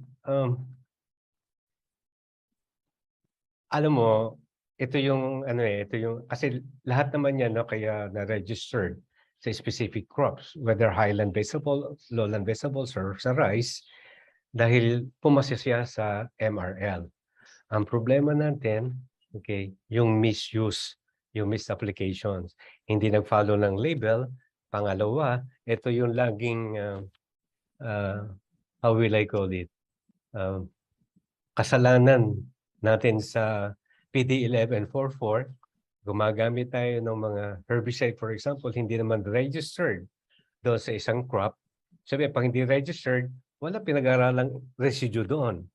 Di ba? So, hindi natin yung food residue kasi hindi naman siya registered doon sa particular crop. Yung possible na may mataas na MRL doon. Okay? Now, ang isang ikinakaba ko, hindi na sa herbicide use sa highland or lowland vegetables. Yung paggamit po ng insecticide, hindi na fungicide, lalo na insecticide, di ba? Marami tayong farmers diyan sa Benguet, talagang, kaya bagay na bagay doon yung ating insecticide resistant management. Di ba, naghahalo-halo sila ng mga iba't ibang insecticide para patayin yung mga insekto, lalo sa cabbage, no, yung Tarzan, yung diamond backmoth, isang katutak na insecticide pinaghalo-halo dyan para i-spray to kill diamond backmoth, gumagamit ng 3 to 4 insecticides just for that single insect pest. Yan. Sigurado, ang drawback niyan ay doon sa MRL. May MRL. Kaya lagi sinasabi, pagkakausap ko ang mga farmers, pag nagle-lecture tayo, pag ang vegetable po na kinakain nyo, bawa, cabbage or Chinese cabbage or patatas, mga dahon-dahon, no? Pag niluto nyo na, kinain nyo at mapait pa rin, pero by nature hindi naman siya mapait, magdalawang isip na kayo, lalo na kung galing, kung galing sa highlands, no? Malupit yung paghalo-halo na dyan, mataas ang pesticide residue nun. Mataas ang pesticide residue. Although, pag-aaral natin sa NCPC, pagka nahugasan, napakuluan, yan, nababawasan yung residue sa food. Sometimes may presence pero negligible. Pasado na sa MRL. Pero paano kung sinasalad, hindi niluluto? So, sabi ko nga, chop suey, ang highlands, no, sinasalad. So, yun yan. Possible yan, no? Possible na mataas ang residue ng pesticide. So, ingat lang. Ingat lang. Yan yung dapat bantayan ng EPA at saka sa tulong ng CropLife and other chemical companies, yung stewardship program. Hindi lang sa resistant management nakafocus, kundi sa food residue as well, no, sa ating kapakanan, sa ating kalusugan. Malaki ang problema natin sa food residue dyan lalo na sa highlands. So, yan yung mas problema natin, not much of the herbicide. Thank you very much po, Doc Hill. Ma'am Nina, meron po kayong gustong idagdag? I think Dr. Hill answered the question very well po. So, okay po. So, last question na po siguro, alas 12 na eh. Question po from FB Live from Kitty Field Garhelio. kumusta po ang paraquat use sa highlands? Naalala niya raw po kasi na ipinagbabawal ang paggamit nito sa vegetables. Yeah. Sorry for using paraquat as an example of non-selective contact herbicide. Nagamit ko lang yon, no, kasi yun yung paraquat kasi ang pinakamagandang example ng non-selective contact herbicide. Now, ang paraquat, inalis naman talaga yan. Voluntary inalis sa market ng Syngenta, also known as the gramoxone. Diyan sa, particularly sa highlands. Kasi sabi ko nga sa inyo kanina, ginagamit yan as non-selective contact herbicide para mabilis yung cycle ng pagtatanim. Pinapatay ang damo, yung mga vegetable stubbles, pinapatay, madaling mag-land prep. Doon actually ginagamit yung paraquat or gramoxone. Pero inalis na ngayon dahil na-associate ang paraquat sa poisoning. No? Na-associate sa poisoning. So ibig sabihin, ginagamit ng karamihan sa Mountain Province. Usually sa Mountain Province, may data naman ng Syngenta, no, na ginagamit niyan pang suicide, panlason. Ino-oral nila yan. Dahil nga ang paraquat walang antidote kasi. Okay? So, 'yon, para sa kanila kung may problema, pero sana hindi nila ginawa 'yon, no. Ang ganda sana ng paraquat sa herbicide, pero dahil nga sa misuse, siyempre kasama 'yan sa etiquette ng company, and then sa pag mayroon kasama yan sa FPA rules, pagka nagkakaroon ng imminent hazard or danger, yeah, the company talaga ay responsible naman na tanggalin yung paraquat. So wala na magagamit na gramoxone or paraquat. Kung meron man, alam ko sa Mindanao, meron galing Malaysia, galing Thailand. Pero sana, wag nang tangkilikin yun ng mga magsasaka. Kasi nga, pinagbawal na ng FPA. Sumunod po tayo sa batas. So, yun yung aking masasabi. Thank you very much, Doc Hill and Doc Nina. I think that will be the final question para makamove on naman po tayo Sir sa Manalo, Yes, sir. sagutin lang siguro natin to napaka-importanting question from Sir Sige Arlen. po. Regarding po sa reporting of suspected resistant weeds to certain herbicide, what body or office approves or verify before it is published or becomes public info? So dito po pwedeng mga researchers, academe ang mag-confirm ng herbicide resistance by performing those response assays. So kami sa UPLB, nag-confirm po kami, PhilRice, other research institutes, even mga chemical companies, nag-confirm din po ng resistance. But if we want to publish it in the website, especially ng Herbicide Resistance Action Committee, yan, i-confirm pa rin po nila yon. Ipapadala natin yung samples. Tama po, Sir Hill, no? Yes. Ipapadala natin yung samples, ano yung mga Well said. ginamit. And then, i-confirm pa rin nila yon. Meron po tayo, meron tayong website, yung pinakita ko kanina, headed by Dr. Ian Heath, with Science Society of America. So, i-type niyo lang po yung withscience.org, makikita niyo yung Herbicide Resistance Action Committee website, kung saan napapublish doon sa database na yon lahat ng mga confirmed resistance cases. Ayun po. Thank you very much, Ma'am Nina. And Sir Bowie, pwede kayang i-flash ulit natin yung mga winners nung sa question sa trivia questions po kanina ni Doc Nina.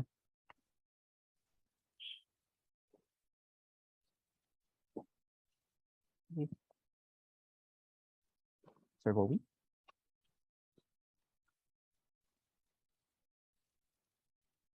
Ayan po. So ito po ulit yung mga winners po natin dun sa presentation ni Ma'am Nina. For question number 1 ay si Andrew Ryan Punsalan, Alexandra Simon, and Alfie Alba. For question number 2 is Analiza Henedina Ramirez, John Kenneth Polo, and Reo Feli Perez. For question number 3 is Denise Gonzalez, Lalaine Rubin, and Joel Adorada. And for our FB winners naman ay dalawa, si Pailan Adis and si Edeline Vicencio. Remind ko lang po, para po tayo makapag-qualify dito sa pa-contest po natin is makikisubscribe po dun sa ating YouTube and makikilike ng FB page po ng CropLife. Thank you very much po. And for the next part of the program po, I see si Sir Alvin Dolores para Okay. ma-introduce po si the Executive Director Abadillo. Thank you. Thank you, Sir Manolo. And once again, we would like to thank our two resource speakers, no, kay Doc Ninya and kay Doc Hill.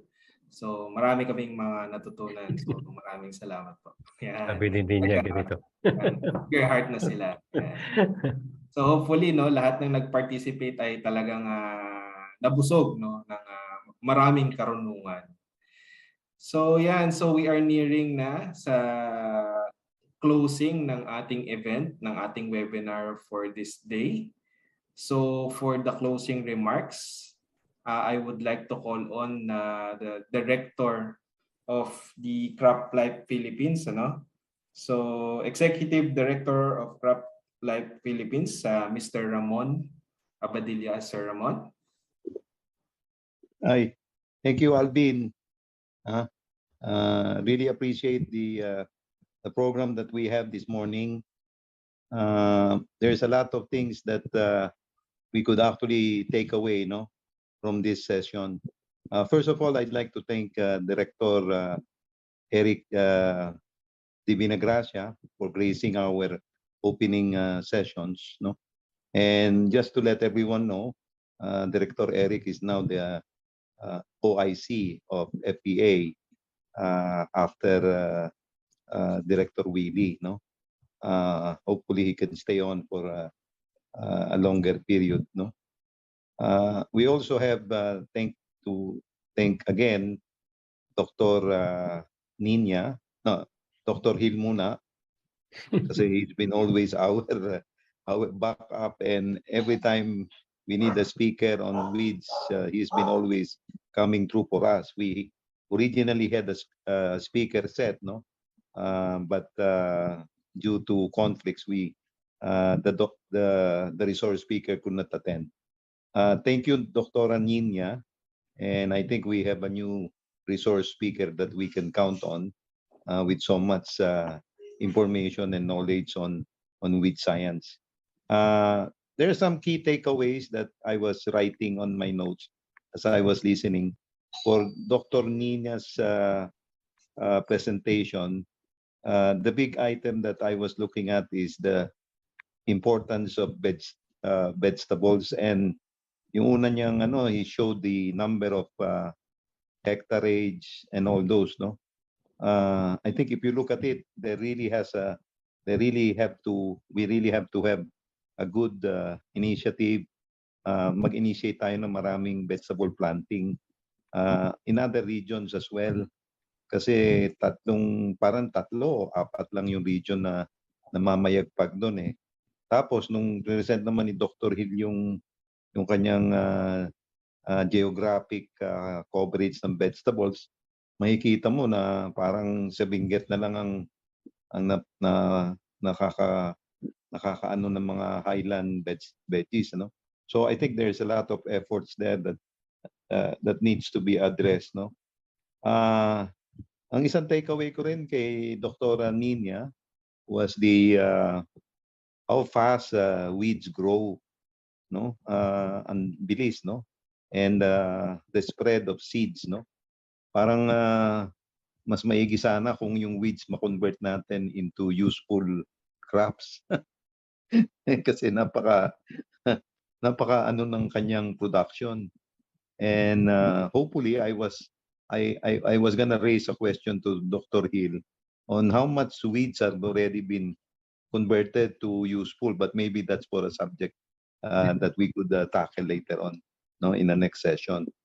Kay Dr. Hill naman, napakita niya yung iba't ibang klase, and then of course takeaway is that we need to develop more products to address the gaps in the resistance management, no? Kasi kung tatatlo lang yung nandoon, I hope there's some more that are being given, being registered. Kasi it's really a problem if you cannot really manage your resistance with very few registered products, no? I was amazed at the productivity rate difference between the Philippines in vegetable versus the other countries, and how poor. So siguro yung trust ng government now is very serious about food security, and we have seen it in our in what happened during pandemic. Very reliant tayo sa importations, which should not be, no. If we want to manage our own sustainability in terms of produce, we really have to address the gaps in the production. I'd like to again thank you everyone for attending and being patient with us. I appreciate the patience also of Doc Magsino and Doc Dinya for staying on. Welcome, Lunchtime sir. na. Welcome. Overtime na. So thank you everyone. This is our 4th session. So hopefully we can get you on the 5th session again. Baka hindi na si Doc Magsino, but we'll try to get the different sets of resource speaker. But with all the resourcing na ginagawa ni Doc Il and the new talents or speakers that we have actually uncovered, I think we have a very good directory now of resource people that we could access and be able to help us develop more training modules and other things that we could contribute to the productivity of the farmers. So thank you again, everyone. Watch out for our next webinar, and we're still striving to get to more than 1,000 attendees. No, it's going to be a challenge, but I guess with technology, we should be able to do it. Thank you. Maraming salamat po muli. Over to you, Alvin. Thank you. Thank you. Thank you. Bye-bye. So, thank you, Sir Ramon, for that very inspiring closing remarks. Ano? So I would like also to recognize yung some of the panelists namin, si kay Doc Heidi, tsaka kay Doc Rio, na talagang napakasipag sumagot to sa Q&A. So salamat po, ma'am. So yan, so salamat once again everyone for participating sa ating 4th session of #Alam Mo Ba webinar series, sa vegetable herbicide resistance management. So once again, yung sa lahat ng mga umattend, ng mga participants natin, yung certificate ay marireceive po natin sa registered email address na ginamit natin to register in this event.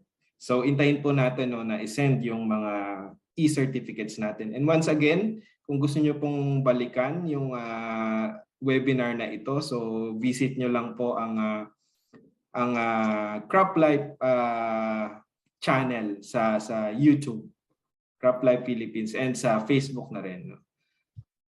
Ayan, so hopefully sa ating last webinar, 5th session, ay makasama pa rin namin kayong lahat. So once again, so in behalf of Crop Life Philippines HVAC team Philippines, so once again, I'm Alvin, your moderator for today. Maraming salamat po for everyone, and God bless you all po. Thank you.